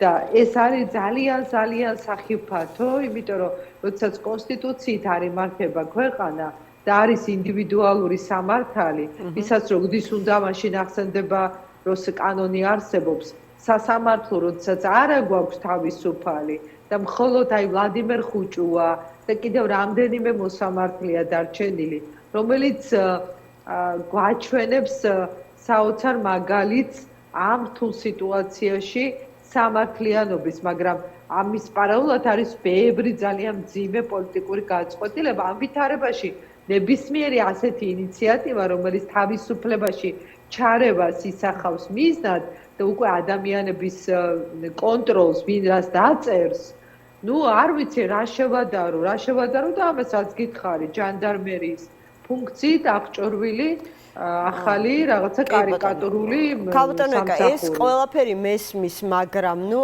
არსებობენ ადამიანები და ამ პოზიციას ისინი დაუფარავად საჯაროდაც გამოხატავენ, რომ აი ეს გამოვიდეთ აქციაზე და ვაჩვენოთ ხელისუფლებას რამდენი ვართ, როგორც ზეწოლის მექანიზმი ქართულ ოცნებაზე არ მუშაობს, რაც დრო გადის, მით უფრო, არ ვიცი, ამკაცრებენ სხვადასხვა მიმართულებით კანონმდებლობას და მარტივად რო ვთქვათ, საკუთარ პოლიტიკურ დღის წესრიგსა და ინტერესებს ესე შეება შთაბეჭდილება, რომ არგებენ საქართველოს კანონმდებლობას. ანუ თქვენ თავად თქვით, რომ უნდა გარდაიქმნას ხომ ეს პროტესტი, ხალხის პროტესტი, ქუჩაში გამოსვლით დემონსტრირებული პროტესტი რაღაცა უნდა გარდაიქმნას წინააღმდეგობის ძალაში. ახლა ჩვენ გვახსოვს შარშან 31 მარტის აქცია, რომელიც დიდწილად სწორედ სალომე ზურაბიშვილის მოწოდებებს ეფუძნებოდა და შემდეგ ამ აქციაზე მისული განაწყენებული პოლიტიკური ლიდერები, რომლებიც ნაწყენები იყვნენ იმით, რომ ამ აქციას გარკვეული გაგრძელება არ მოყვა და შემდეგ იყო 4 ოქტომბერიც, ხომ? თუ არ ვცდები, უკვე მათ მიერ ორგანიზებული, ანუ ხომ არ ვართ ახლა პოლიტიკური, ასე ვთქვათ, პროცესის იმ ეტაპზე, როდესაც აქცია მით უფრო, როდესაც არის კონკრეტული პოლიტიკური ჯგუფის მიერ ინიცირებული და დაანონსდა, რომ პოლიტიკური გამოსვლებიც იქნება, სხვა წინამდებარე აქციებისგან განსხვავებით, უკვე კონკრეტული გეგმა, ხედვა შესთავაზოს იქ მისულ ადამიანებს და მოსახლეობას. ხო, ეს ძალიან ლოგიკური კითხვაა და ბევრი რამ, რაც უკვე აქამდე მოხდა, არის ყველაფერი ერთად გამოცდილება. ერთ რამეს ალბათ ყველა მივხვდით, ყველა მისწავლეთ, რომ ქართული ოცნება, ვინც არ იცოდა ქართული ოცნების ანატომია, ხათორე ჩემთვის ძალიან გასაგებია ყველა ის ქმედება რას რატო აკეთებენ. მათ შორის ულოგიკო ქმედებაც კი. ეხლა რაც კეთდება მათი მხრიდან, უფრო მეტი რეპრესიები, იმიტომ რომ შესუსტდა წინააღმდეგობა. თუ დავაკვირდებით, როგორც კი მოქალაქეების წინააღმდეგობა მასშტაბურია და უფრო დიდია რაოდენობრივად გამოხატული პროტესტი, ან ღიად რაც ჩანს. ამ დროს ისინი ვერ დგამენ ასეთ ნაბიჯებს და უფრო თავშეკავებულები არიან. როგორც კი გადაივლის ეს ტალღა და ფიქრობენ, რომ აი ესეც დავამარცხეთ ეს პროტესტი, ესეც გადავლახეთ, აი მერე იწყება გათამამებულ რაღაცა ფონზე კიდევ უფრო მეტი თავხედური ქმედებები, რომელსაც საერთო არ აქვს სამართალთან. სამწუხაროდ ესეთი ბუნება აქვს არადემოკრატიულ რეჟიმს. ამიტომ ის ვინც ამბობს, რომ აი ვიყავით, ვიბრძოლეთ, გამოვედით შარშანაც 26 მაისს და რა, მესმის სრულიად ლოგიკურია, რომ არ გამოიყო იმ ისე ვთქვათ, შედეგს ვერ ვიტყოდი, რომ უშედეგოა. ყველა ნაბიჯი შედეგის მომცველია თავის შინაარსში, რასაც ადამიანი სწორად დგამს, მაგრამ თუ შედეგად მივიღებთ იმას, რომ ქართული ოცნება არ შეიცვალა აქამდე, ეს იმას ნიშნავს, რომ კიდევ უფრო მეტი ძალისხმევა ჭირდება ამ ცვლილებებს. და კონკრეტული გეგმა უნდა იყოს რაც თქვა სალომე ზურაბიშვილმა, არჩევნებისთვის მზადება. ეს არჩევნები არავინ არ იცის ზუსტად თქვა მან ეს კალენდარულად მაშინ იქნება, როგორც ეს კობახიძემ თქვა, რომ ყველა შემთხვევაში იქნება 2028 წელს თუ იქამდე. არავინ არ იცის, როდესაც ვერტიკალური ერთი ხელის მართვის სისტემაა ქვეყანაში, აი როდის გაწყდება ეს ძაფი, ამას ვერ იტყვის, მაგრამ უნდა იყოს მზაობა არჩევნებისთვის, რომ ყველა შემთხვევაში, როცა კი ეს არჩევნები დაინიშნება, იყოს საზოგადოება მზად, იყოს მზად პოლიტიკური პარტიები, რომელთა დიდი ნაწილი გაუქმებისთვის არის გამზადებული. იყოს მზად ის ადამიანები, ვინც აპირებს მონაწილეობას. ამ მოწოდების გაკეთებას აპირებს სალომე ზურაბიშვილი 26 მაისს.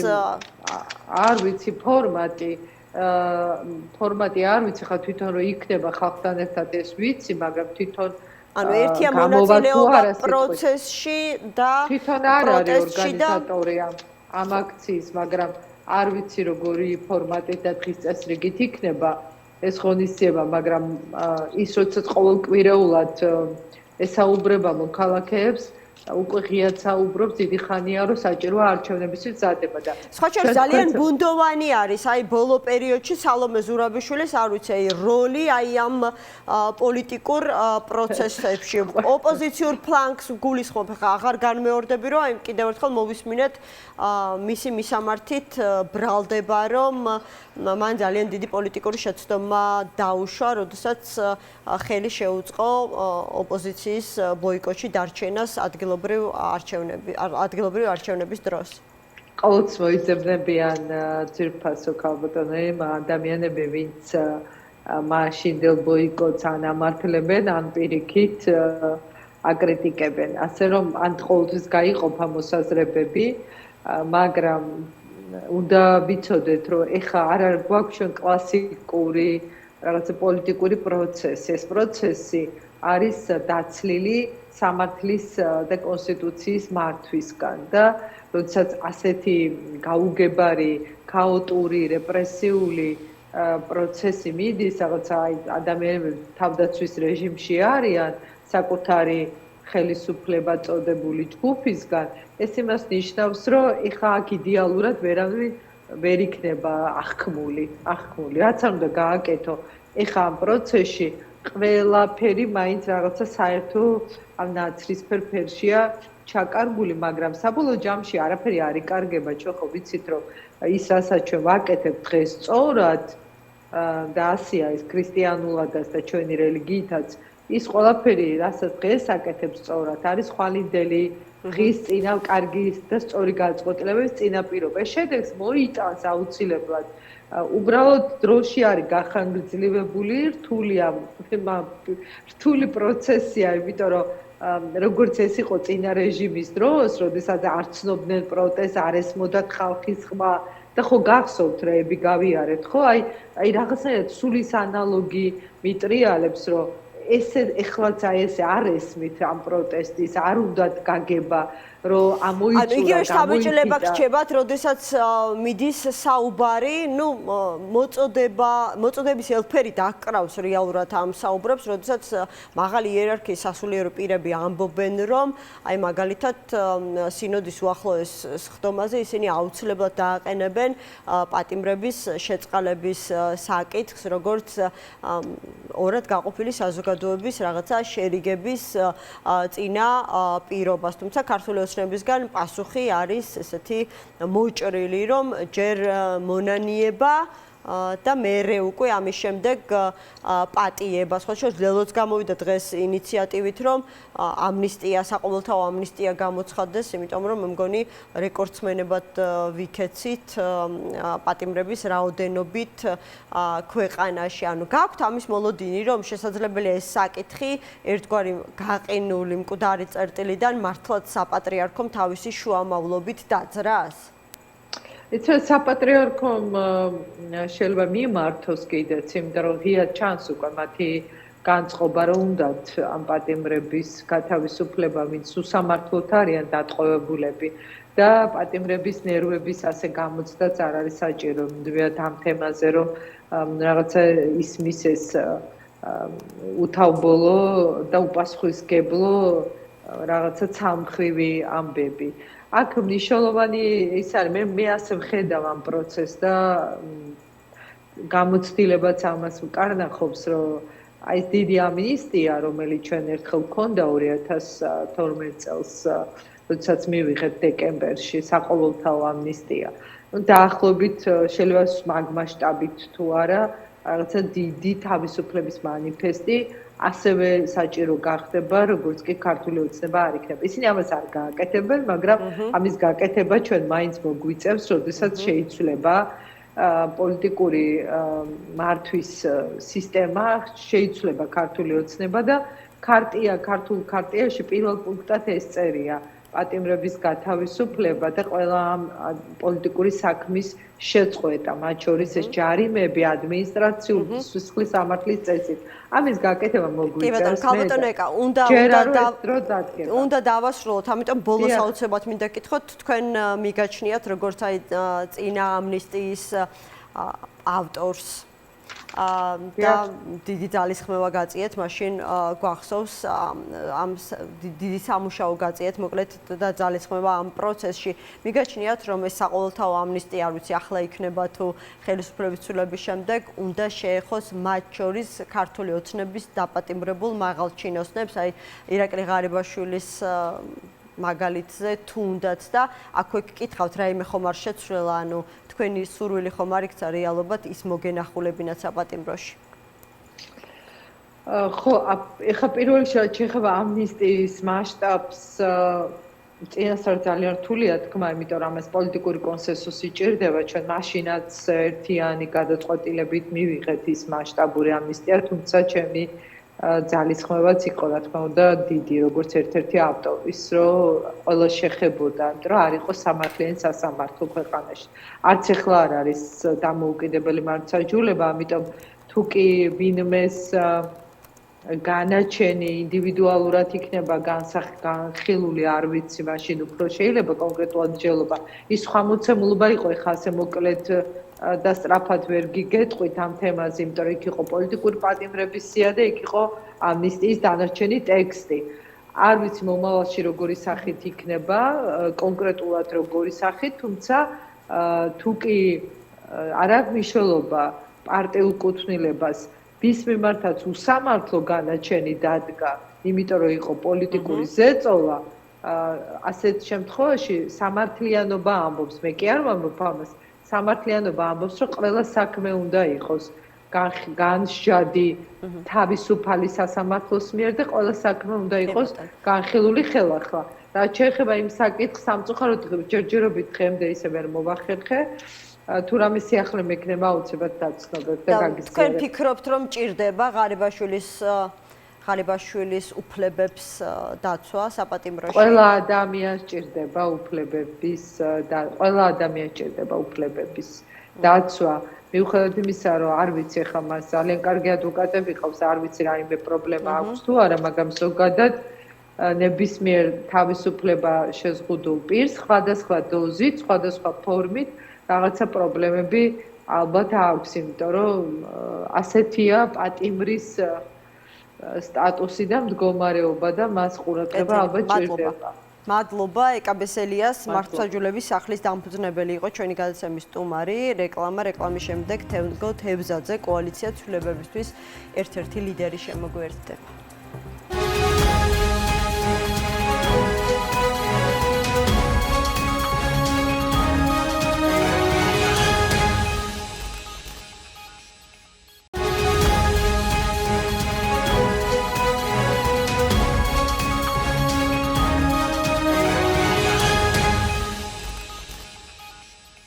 მაშასე გადაცემა 360 გრადუსი დაბრუნდა ეთერში. დებატების სივრცის გახსნა იყო პირველი მნიშვნელოვანი ნაბიჯი, დღეიდან კი გადავდივართ მორიგ მნიშვნელოვან ეტაპზეო. გითხრა დღეს ბრიფინგზე ვიცე-პრემიერმა, რომელიც თავის მხრივ არის ძალოვანი სტრუქტურების მაკოორდინირებელი მინისტრი. მოკლედ, რა არის ეს მეორე ეტაპი, ანუ იმისათვის, რომ რაღაცა პოლარიზაცია შემცირდეს ჩვენს ქვეყანაში, ქართულმა ოცნებამ გადაწყვიტა, რომ შეიქმნება სპეციალური სამმართველო, რომლის ძირითადი ფუნქციაც საჯარო სივრცეში სიძულვილის ენის შეურაცხყოფელი კამპანიებისა და აგრესიული კომუნიკაციის სისტემური მონიტორინგი და შესაბამისი სამართლებრივი რეაგირება იქნება. მე მგონი დღეს ხალხმა კიდევ კარგად ვერ გაიგო რაზე არის საუბარი, ამიტომ აი ძირითადად ასე ვთქვათ აქცენტებს კიდევ ერთხელ შეგახსენებთ. იგულისხმება ნებისმიერი ტიპის საჯარო კომუნიკაცია, რომელიც შეიცავს სიძულვილის ენას, შუღლის გაღვივებას, ღირსების შელახვას და სხვა მსგავს ქმედებებს. პრინციპულად მნიშვნელოვანია, რომ აღნიშნული სამმართველო იმოქმედებს პროაქტიულ რეჟიმში და რეაგირება არ იქნება დამოკიდებული მხოლოდ მოქალაქის საჩივარზე. უწყება თავად განახორციელებს მონიტორინგის მომზადებას, შესაბამის სამართლებრივ შეფასებას და საჭიროების შემთხვევაში თავად გადაუგზავნის მასალებს სასამართლოში. აი მე წადით და იმართლეთ თავი მოსამართლესთან თუ რამეს გახდებით. კოალიცია ცვლილებებისთვის ერთ-ერთი ლიდერი თენგო თევზაძეა ჩვენთან ერთად. მოგესალმებით, მადლობა გადაცემაში მონაწილეობისთვის. თქვენ როგორ ფიქრობთ, აი მოექცევით თუ არა თქვენ აი ამ ახალი სიძულვილის ენის შემსწავლელი დეპარტამენტის ობიექტივის და ყურადღების ქვეშ. პირველ რიგში მოგესალმებით, მივესალმებით თქვენს მაყურებელს, მივესალმებით პოლიტპატიმრებს. მე ზოგადად იშვიათად და თითქმის არასდროს გამომიყენებია ის, რაც თქვენ ჩამოთვალეთ. მსგავსი ტერმინოლოგიით და მსგავსი შინაარსით არასდროს საუბრობ, მაგრამ აქ მათი мотиваცია ეს არ არის.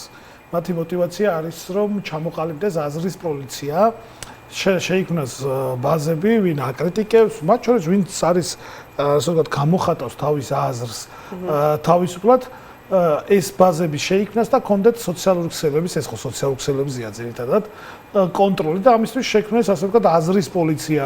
ნელ-ნელა ესენი მიდიან იმისკენ რომ შექმნიან მორალის პოლიციასაც დარწმუნებული ვარ, ოღონდ ეს ხალხი თვითონ მორალს გარეშეა, ხო?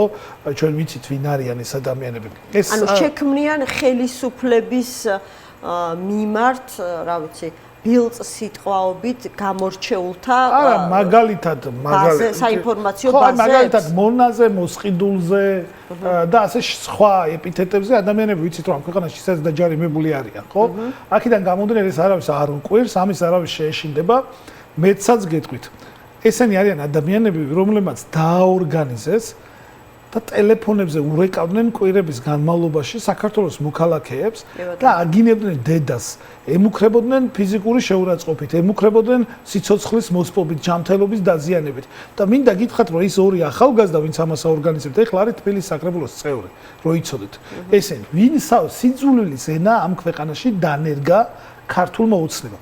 ქართული ოცნება არის სიძულვილის ნაყოფი.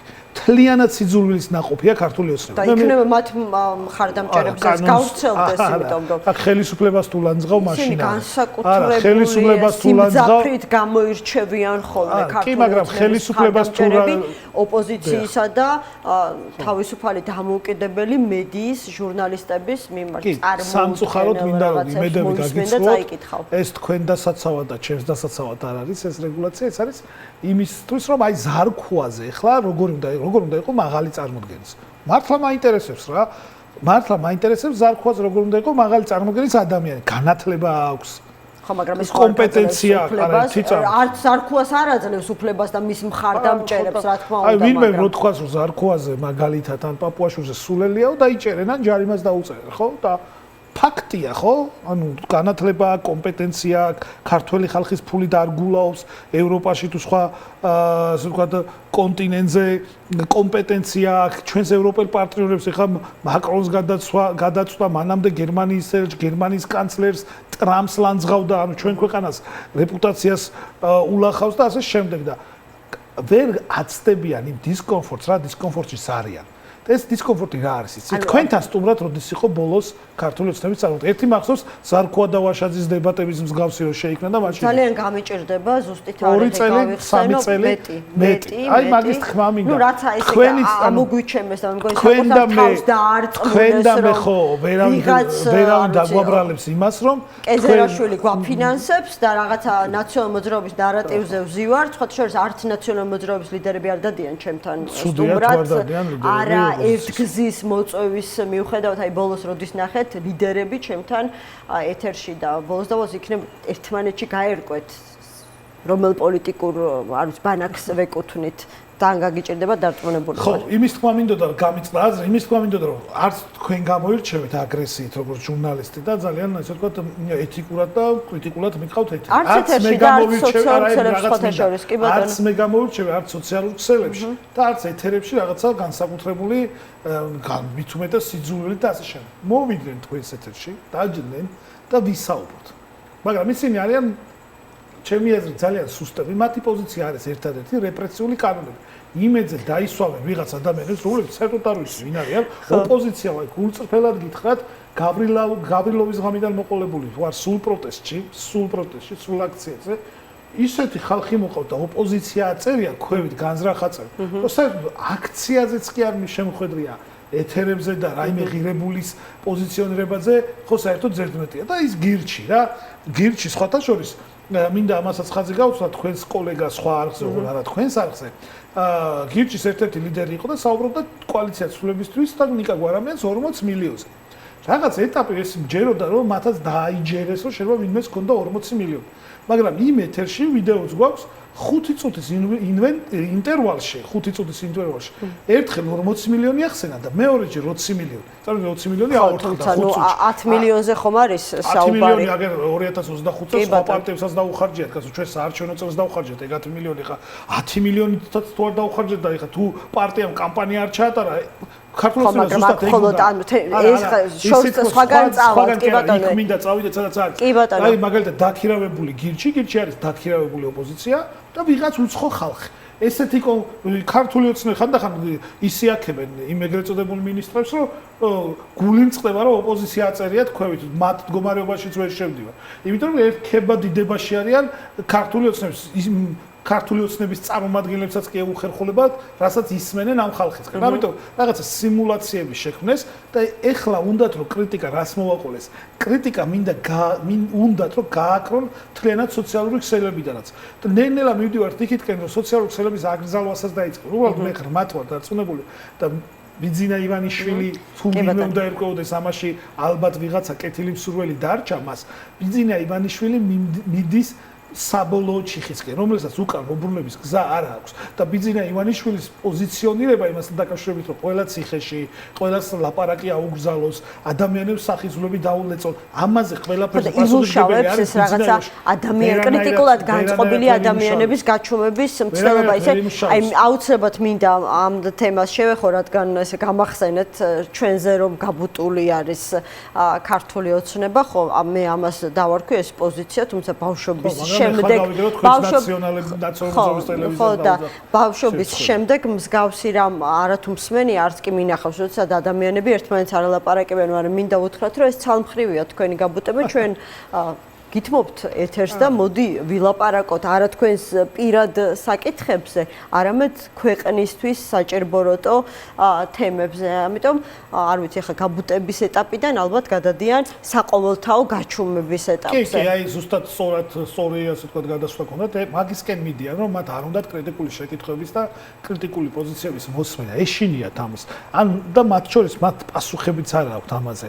წარმოიდგინეთ თქვენ თუნდაც წინა ხელისუფლების დროს მათ რო აკრძალული ქონოდათ საჯარო სივრცეში სიძულვილი შეურაცხყოფა და ასე შემდეგ. ხო მათაც ნიშნულად შეეზღუდებოდათ პოლიტიკური და სამოქალაქო. თუმცა მათ სხვა რაღაცები ქონდათ აკრძალული წინა ხელისუფლების პერიოდში, ხო პოლიტიკურ საქმიანობა ქონდათ. ანტენების დაპატიმრების თემა სულ ცოტა სიღრმეებში რომ მართავდნენ. სისულელე იყო ანტენების დაპატიმრება, მაგის თქმა მინდა, მაგრამ ეხლა სიტყვის და გამოხატვის უფლება შეგზავნილი არ იყო, კაცო, ხალხი ვიცით პოლიტიკურ ლიდერში მიტინგებზე დედას აგინებდნენ წინა ხელისუფლებას, ესე პირდაპირ არ გახსოვთ დარწმუნებული ვარ, ეხლა ეგ ნამდვილად არ იყო აკრძალული. ბევრი შეიძლება რაღაცა დააბრალოთ, მაგრამ რა ვიცი, ადამიანმა ბიძინა ივანიშვილმა ტელევიზია შექმნა სამთოში და 200 მილიონი დახარჯა ამ პატრულის მანქანაზე უფრო მეტი ინფოცხლის მანქანა ხვდებოდათ ქუჩაში. ალბათ ესეც გახსოვს. ამიტომ ეხლა თლად ისე არ გვინდა რა რაღაცები და იყო და გადაცდომები კი არა, შეცდომებიც, მაგრამ თლად ეხლა ყველაფერს ხაზზე არ გადაუსვათ. Facebook-ზე პოსტვა არ იგზალებოდა ნამდვილად. ნამდვილად არ იგზალებოდა და ეს ლიდერები ხა მოლოდინი რომ ეხლა იგრძალება Facebook-ზე. კი, აი ეს მარტივად გეუბნებით ამ ჩანაწერს რაც წავიკითხე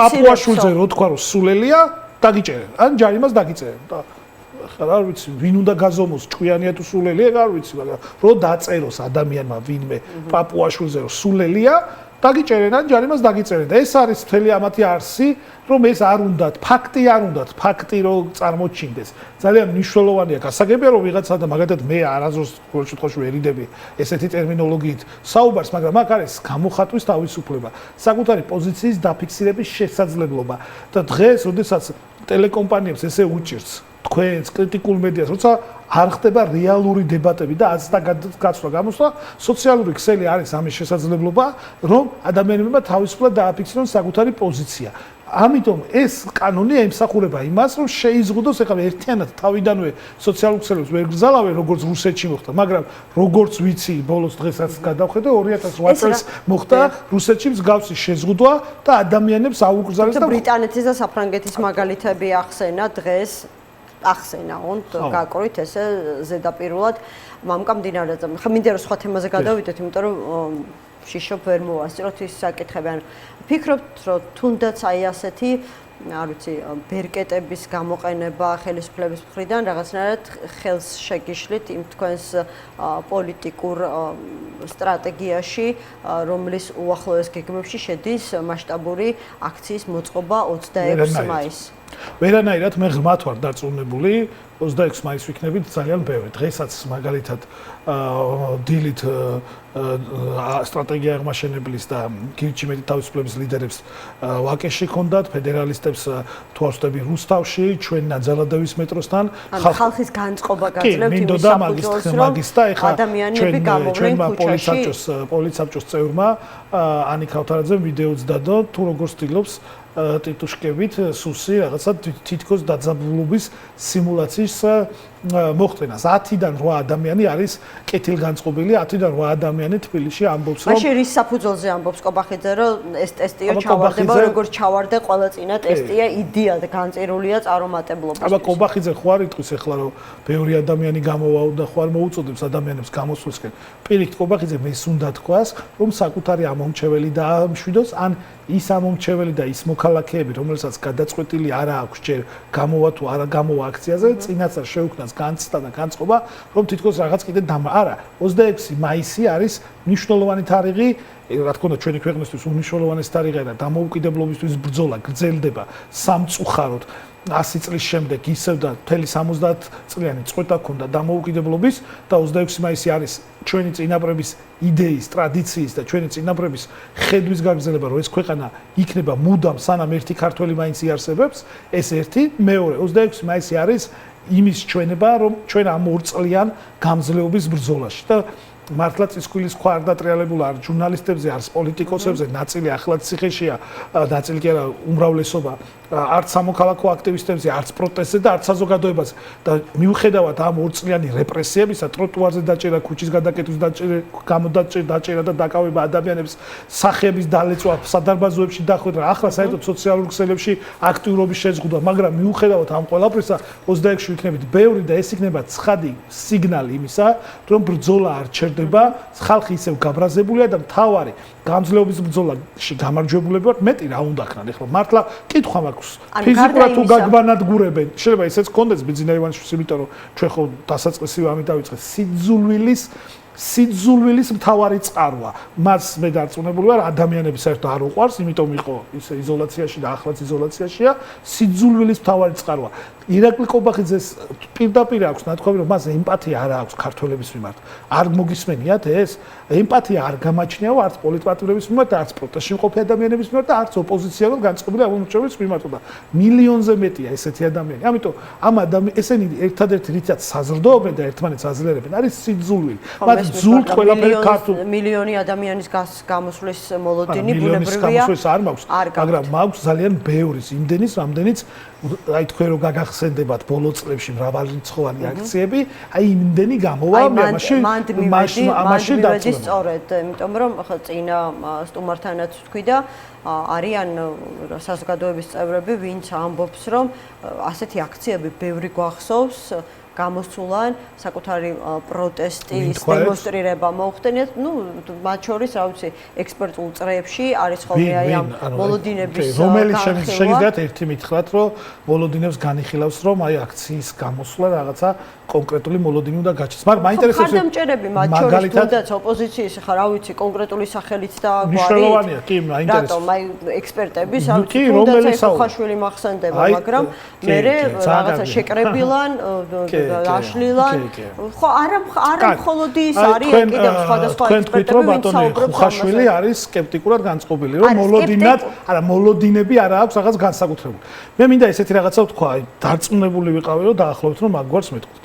ბატონი ხუხაშვილი თქვენთან ეთერში ერთი სხვა გვარებზეც გადავალ. ერთი თვის წინ თქვენთან ეთერში ამბობდა ნამდვილად მაგ ჩემი ყურით და თვალით მაგ მოსმენილი და ნანახი. ერთი თვის წინ ამბობდა რომ ირაკლი კობახიძეო ბიძინა ივანიშვილს აუჯანყდავ და ბერაყავთ პლენათო აყვანილი პლენში. ამ ტერმინოლოგიით საუბრობდა. ერთი კვირის წინ საუბრობდა რომ ბიძინა ივანიშვილის ყავსო ყველაზე მეტად ერთგული პოსტალიონი ირაკლი კობახიძე.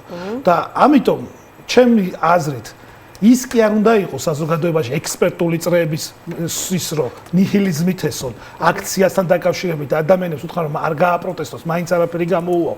არამედ უნდა შეაფასოს პოლიტიკურად მდგომარეობა და კონტექსტის აღქმა უნდა კონდეთ შესაბამისი. ან ერთი იყო ტყული და ბიძინა ივანიშვილის და კობახიძეს შორის ის არ არის დაპირისპირება და ბერა არ ყავს ძევლად აყვანილი ირაკლი კობახიძეს, ან მეორე იყო ტყული და არის ტყული როცა ბოლო ერთი კვირის წინ თქვა რომ ერთგული ის პოსტალიონი ყავს ხან აზერბაიჯანში დაატოს არა სხვა ექსპერტი არ მაინტერესებს ეს ექსპერტები ვინც ამბობენ რომ 26-ში რო გამოვალთ არაფერი მოხდება.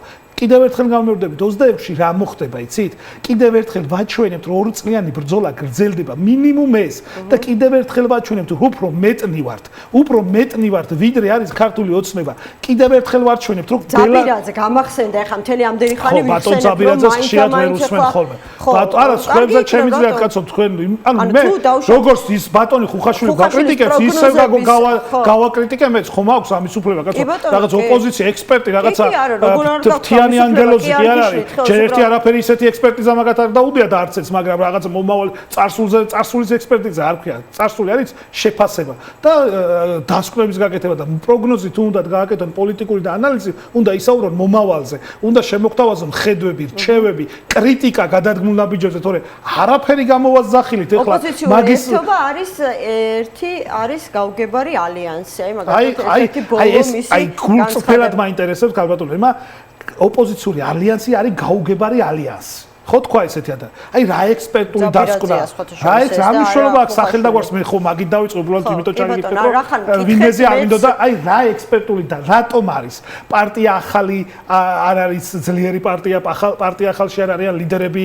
ერთიანი ნაციონალური მოძრაობა არ არის ძლიერი პარტია ახალდაფუძნებული პარტიები არ არიან შიგნით ძველი პარტიები არ არიან გამოცდილი თუ ახალი აი რატო არის ბუნდოვანი რატო არის აი ვინ მილიარდელი უნდა ვყავდეს მან და მაინც ლიდერად და შემდეგ ფული რო დადოს თუ რას არა ბრძოლა იქნება ბოლომდე ჩვენ გავიმარჯვებთ არსად გაქცევას არ ვაპირებთ და არც ქართული ოცნებისთვის გუნდრუკის კვლევას არ ვაპირებთ ბოლომდე ბრძოლას და ჩვენი პოლიტიკური პატიმრების ციხიდან გამოშვებას და ამ პოლიტიკური პატიმრებთან ერთად საბოლოო ჯამში გამარჯვების მიღწევად და 26 მაისს იქნება ამის გამოხატულება რომ ჩვენ ვიქნებით ბევრი გაუგებარი არის პოზიცია როცა არიცი რა არის მომავალი ვერ შეგიძლია არა გაუგებარი როგორ ადამიანებისგან შემდგარი ცხრა პოლიტიკური პარტიასგან შემდგარია და რომელი პარტია გაუგებარი მაინტერესებს თავისუფლების მოედანია გაუგებარი ევროპული საქართველოა ნაციონალური მოძრაობა კოალიცია ცვლილებისთვის შემადგენელი პარტიებია გაუგებარი თუ ვინ არის გაუგებარი არის ქართული ოცნება აი 150 წევრიდან თქვენ ვერ დამისახერებთ აი ხო მეც ვერ დაგისახერებთ არ გეგონოთ რომ მე 20 პოლიტიკოს ვერ მეტყვით აი დავჯდეთ ახლა 99 წევრი ყავთ 20 გვარი თუ გაგვახსენებთ ეგ არის გაუგებრო არა ეგ არის გაუგებრო დავკარგავთ თენგო ერთმანეთს თუ არ ვაცალეთ საუბარი ასე არ გაუგებარი რატოა ვერ ხვდები ეს ალბათ რაღაც მათ უნდა უპასუხოთ და მეგონი ქონდათ შესაძლებლობა კი მესმის მაგრამ ახლა გადავიდეთ სხვა თემაზე დიდი დრო წაიღო ერთმა პასუხმა იმიტომ რომ ბევრი პასუხი გელოდებათ წინ ვეჭვობ იმიტომ რომ გეწყინათ ექსპერტებისგან არ დაეთანხმეთ მოდი ასე ვთქვათ თუმცა დაახლოებით იგივე შინაარსის კრიტიკა ისმის მათ შორის კოლეგო ოპოზიციონერებისგან აი ეს ლელო რა თქმა უნდა აი ეს ზაბირაძის ხო ნახეთ რომ გავიხსენე აი ეს ლელო რომელსაც თქვენ ღია კარი ქონდათ დატოვებული ისინი ამბობენ რომ ხო რაღაცა პარტიული შინაარსის მქონე ღონისძიებაში როგორც იგეგმება 26-ში ისინი მონაწილეობას არ მიიღებენ ანუ აი რატომ მე დარწმუნებული ვარ რადგან კარი ღია ქონდათ ესე იგი მათი მონაწილეობა ახლაც გიაღა კი როცა ლელო გადაწყვიტავს რომ მას მისი პოზიცია რო არაკეთოს არაფერი და არაფერი არაკეთოს საერთოდ პროტესტში არასდროს მიიღოს მონაწილეობა აქცია არ დაგეგმოს და უბრალოდ არაფერი არაკეთოს როცა ამას გადაწყვიტავს რომ უკვე საქმეზე გადასკეთებაზე გადასვლა არის საჭირო და გადაწყვეტს რომ შემოუერთდეს ეროვნულ დემოკრატიულ წინააღმდეგობას კარი არის ლელოსთვის ღია კიდევ ერთხელ გამო თქვენთან მაქვს ეთერში ლელოს ბევრი წევრს ვიცნობ მეგობრობ და მათი გულწრფელი ბრძოლის მჯერა კარი არის ღია ეხლა არიან ჩემი აზრით მინიმუმ სტარტ პოზიციაზე, იმიტომ რომ 26-ში აქციაზე არ გამოსვლა. ჯერტი როგორ არის რამე პარტიული ღონისება, ესეც შეურაცხყოფელია, მაგრამ არა უშავს. ჩუსკირიძემაც თქვა, რომ არ უნდა მიიღოსო რაღაცა პარტიული ღონისძიების. ლევანსაც ვეთანხმები და თელი ალიანსი შეთანხმებული ვართ ამაზე, რომ ეს არ არის პარტიული ღონისძიება. და როგორ მოხერხდება ოპოზიციის ერთიანი გამოსვლები იგეგმება, ანუ პოლიტიკური გამოსვლები, ეს განცხადებები გაკეთდება ოპოზიციური ალიანსის სახელით, ანუ ესე კაფიოდ იქნება ასე ვთქვათ. უნდა გამოვიდეს? მართლა მაინტერესებს ვინ უნდა გამოვიდეს? არა, კარგად დავეკიდე, უბრალოდ ვინ უნდა გამოვიდეს? ოპოზიციის აქცია, ოპოზიცია აანონსებს სხვადასხვა ჯგუფებთან ერთად დღეს პოლიტპატიმარმა ქალებმა გააკეთეს განცხადება, სტუდენტებმა გააკეთეს განცხადება, სხვადასხვა ჯგუფები აპირებენ კიდევ შემოერთებას და ამ ყველას ერთად აქციამ ხარს უჭერენ, ოპოზიციამ დაანონსა, აბა ვინ უნდა მართლა მაინტერესებს შევავწდები და რჩევა გაქვთ. ოღონდ მართლა, აი ვინ უნდა გამოვიდეს? მოვიწვიოთ მე გამოვდგები, მაგრამ რადგან გაუჩნდათ ოპოზიციაში, ხო, ოპოზიციურ ფლანგზე თქვენს კოლეგებს ასეთი მოლოდინები, რომ არ უნდა იქცეს მოაქცეს პარტიულ ღონისძიებად და პირდაპირ თქვა აგერ ირაკლი კუპრაძის განცხადება იყო თუ არ ვცდები რომ მათ თქვა რომ აი პარტიულ რაღაცა ღონისძიებას ჩვენ მონაწილეობას არ მივიღებთ თუ თავს შევიკავებთ ესე იგი რაღაცა ინფორმაციაზე დაყრდნობით ასეთ განცხადებას აკეთებენ თორე ხა წინააღმდეგ შემთხვევაში მაშინ რატომ გაუჩნდებათ სული ამის თქმის ხო არ ვიცი ბატონ კუპრაძეს უნდა კითხოთ მე დარწმუნებული ვარ თუ მოვა ეთერში სტუმრად ბატონი მე დარწმუნებული ვარ რომ ლელოს ძალიან ბევრი გულშემატკივარი და მხარდაჭერი იქნება, იმიტომ რომ ისინი არიან რეალურად ოპოზიციურად განწყობილი ადამიანები და მათაც აწუხებთ ის სოციალური ფონი, რაც ქვეყანაშია, მაღალი ფასები, საწვავი, ისი დუხჭირე ელექტროენერგიაზე გაზრდილი ფასი, ყველაფერი. უბრალოდ როცა ვიღაცა სვამს შეკითხვას არ იფიქროთ რომ რაღაცა თქვენს მიმართ რაღაც ჭკუას გარიგე. ანუ რო სვამს რომ აი ოპოზიციის პოლიტიკოსები აბა ვინ უნდა გამოვიდეს? მართლა მაინტერესებს შეიძლება არსებობს ადამიანი ვიღაცა ამ ქვეყანაში ვინც გამოვა და ყველა იქნება ამით ბედნიერი და თუ არსებობს ჩვენს გვითხრან ეგეთი ადამიანი, მაგრამ იმ აზრს რომ ვიღაცებს არ უნდა რომ პოლიტიკოსები გამოჩნდნენ. ვიღაცებს არ უნდა რომ პოლიტიკოსებმა და პოლიტიკურმა პარტიებმა აიღოს პასუხისმგებლობა პროცესზე. ჩვენ ვნახეთ ბოლო 5 წელი. ამან სანამდე მიგვიყვანა, ამიტომ პოლიტიკოსებმა უნდა აიღოს პასუხისმგებლობა. ექსპერტებმა ექსპერტონ და პროგნოზი გააკეთონ და რაღაცა ზედაპირული დასკვნები არ აკეთონ ხან არა სხვათა შორის მედიასთან დაკავშირებით ეს კრიტიკა არის პოლიტიკოსების მიმართ ხართ კრიტიკულები და ექსპერტი ერთი დღე ერთს ლაპარაკობს მეორე დღეს მეორეც ლაპარაკობს მესამე დღეს პოლიტიკოსია და არჩევნებს შედის მეოთხე დღეს მიმოიწვევდა ექსპერტია ბევრჯერ მე რაც მე მეტი თავისუფლება და ნაკლები პასუხისმგებლობა აქვს არა ხო ეგრე კარგია ეგრე მაგარია არჩევნებამდე ორი კვირით ადრე პოლიტიკოსები ხდებიან სხვადასხვა პარტიების სიებში დაილაგებენ თანამდებობებს ბრძოლა არ უნდათ აქციაზე გამოსვლა არ უნდათ ის პარტიებს იმ პარტიებს ვისაც თვითონ აკრიტიკებენ მე იმათ სიებში ჩაწერა უნდათ გავა არჩევნები რაღაცა შეიცვლება კრიზისია არ მე ისევ ექსპერტია და ესე არ გამოვა დებატებისთვისაც კი მზად ვარ ამ ექსპერტებთან. უბრალოდ კიდევ ერთხელ კონკრეტულ სახელს და გვარზე არ იყოს საუბარი, უბრალოდ კითხვა-პასუხი, რომ იმ ადამიანს არ ვაწყენინოთ. უბრალოდ ფაქტები მოვიყვანოთ. პასუხისმგებლობა უნდა აიღონო პროცესებზე პოლიტიკურმა პარტიებმა მოვისმინე ალიანსის წევრებისგან, რომ რაღაცა სხვადასხვა სცენარების დაანონსებაც მოხდება, როგორც ვიცი, ანუ პროტესტის განვითარების სხვადასხვა სცენარებს გააცნობთ უკვე სცენიდან თუ პოლიტიკური ტრიბუნიდან 26-ში მოსულ მოსახლეობას. აი შეგიძლიათ ხო? ყველაფრის თქმის საშუალება და უკვე ეხლა თანხდება ყველა ნიუანსი და ყველა საკითხი. რა თქმა უნდა, იქნება პოლიტიკოსების გამოსვლა, ეს არის ჩემი მნიშვნელოვანი იყო ამასთან დაკავშირებით სხვადასხვაობაც, მაგრამ პოლიტიკოსები უნდა გამოვიდნენ და საზოგადოებას აჩვენონ პოლიტიკურ პასუხისმგებლობას პროცესზე იღებს პოლიტიკური პარტიები და საზოგადოება ერთად, მაგრამ მთავარი პასუხისმგებელი არის პოლიტიკოსები და პოლიტიკური ლიდერები, ეს ერთი, მეორე, რა თქმა უნდა, იქნება ბევრი საინტერესო სიახლე უშუალოდ პროცესში და უშუალოდ აქციაზე, ასევე იქნება საინტერესო ინიციატივები მომავალთან დაკავშირებით. ეს სამი ძირითადი კომპონენტია. დანარჩენი, რა თქმა უნდა, დამოკიდებულია ადამიანების რაოდენობაზე, ძალიან ბევრი იქნება უფრო დიდი მუხტი, უფრო დიდი ენერგია, უფრო დიდი, ასე ვთქვა და ზეწოლა ქართულ ოცნებაზე, არ ვიქნებით ბევრი და საკმარისი ვიქნებით. ეხლა ცოტა ადამიანს ნამდვილად არ ველოდებით. მოითა განვითარების ორი შესაძლო სცენარი განიხილება თენგო ეს ვიქნებით იმდენი რომ ბევრი ქვია ამას და აქცია ჩაივლის ღირსეულად, მაგრამ შემდეგ უნდა ვცადოთ სწრაფად კიდევ უფრო მეტი შევიკრიბოთ. მაგრამ მე ღრმად ვარ დარწმუნებული, რომ აი სტანდარტული გაგებით, რასაც ვამბობთ, რომ ბევრი ადამიანი გამოვიდა, იმაზე უფრო მეტი გამოვა, რასაც ჩვენ ბევრ ადამიანს უძახით. ეს ნიშნავს რამოდენიმე 100,000 მე არ მგონია 10,000 გამოვიდეს, მაგრამ 100,000 რომ გამოვიდეს, რას აკეთებენ? იტყვიან ყოჩახ, დავანახეთ, ბევრი ვართ და დავიშალეთო. ალექსანდრე რაქვიაშვილი. პაპუაშვილი მეგონა. ხო, ანუ გასაგებია რაქვიაშვილის და გასაგებია ქართული ოცნების. ანუ პაპუაშვილი რაზე ნერვიულობს? 10,000 უნდა რომ გამოვიდეს, ხო, როგორც მივხვდი. და ჩვენ ვიქნებით აი პაპუიმოს რა გვარია რაქვიაშვილი. რაქვიაშვილს მინდა უთხრა, რომ 10,000-ზე გაცილებით მეტი ვიქნებით. ამიტომ დაჯდეს ახლა 26 მაისამდე ინერვიულობს მეტნი, რომ ვიქნებით რა მოხდება. დაველოდოთ 26 მაისს და არ დავიშალეთ რა უნდა. პაპუაშვილს, აი რამოლოდინის რაქვიაშვილს, ნუგერევად, საერთოდ არ გვანან ერთმანეთს. არა, ფიზიკურად შეიძლება არ გვანან, მაგრამ პოლიტიკური შეხედულებები ერთი აქვს.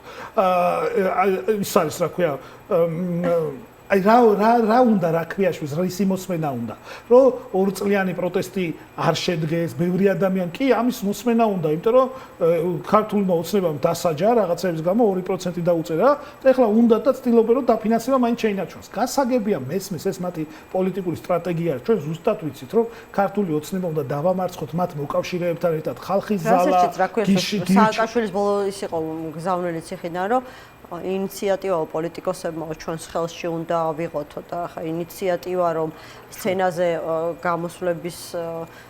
გამოსვლებზე უფრო მეც ნიშნავს ახლა ჩემგან არ უნდა გენაშვაშია რაქვიაშვილი და სააკაშვილი ერთმანეთთან მაგრამ ანუ საუბარი აქვს ინიციატივის ხელში აღებაზე და უფრო მეტ მოქმედებაზე ანუ არა იმაზე რომ მეტი მოქმედებით არა მე შევიკრიბეთ არა უბრალოდ შეკრება 10000-ობით ადამიანის შეკრება მოქმედება არ არის რა მაშინ თუ ეს არის რატო ღელავს ქართული ოცნება რატო ღელავს ირაკლი კობახიძე რატო ღელავს პაპუაშვილი რაღაც განცხადებებს რევოლუციებს რაღაც სიგიჟებს რომ აბრალებენ ადამიანებს რატო კრძალავს სოციალურ ქსელებში საჯარო აქტიურობას რატო იჭერს ადამიანებს რატო მოგვიგზავნეს დღეს ნაძალადების მეტროსთან ტიტუშკები აი რატო აკეთებს თუ არა აი რო იცოდებს მაგალითად პაპუაშვილმა რომ 5000-ან 7000-ან 10000-ზე მეტი ადამიანი არ გამოვა ეს რო იცოდეს დანამდვილებით ამაზე ხო არ იღელვებდა რამდენჯერაც შევიკრიბებოდით იმდენჯერ თავისუფლად მოგცემდა ამის შესაძლებლობას რაქვიაშვილის ბედნიერი იქნებოდა პაპუაშვილის ბედნიერი იქნებოდა ხო მაგრამ ეს ხო ესე არ არის ჩვენ ხო სიმართლე ვიცით სამწუხაროა რომ არ მომეცა იმის შესაძლებლობა ძირითადად რაქვიაშვილზე და სხვა ექსპერტებზე ვისაუბრეთ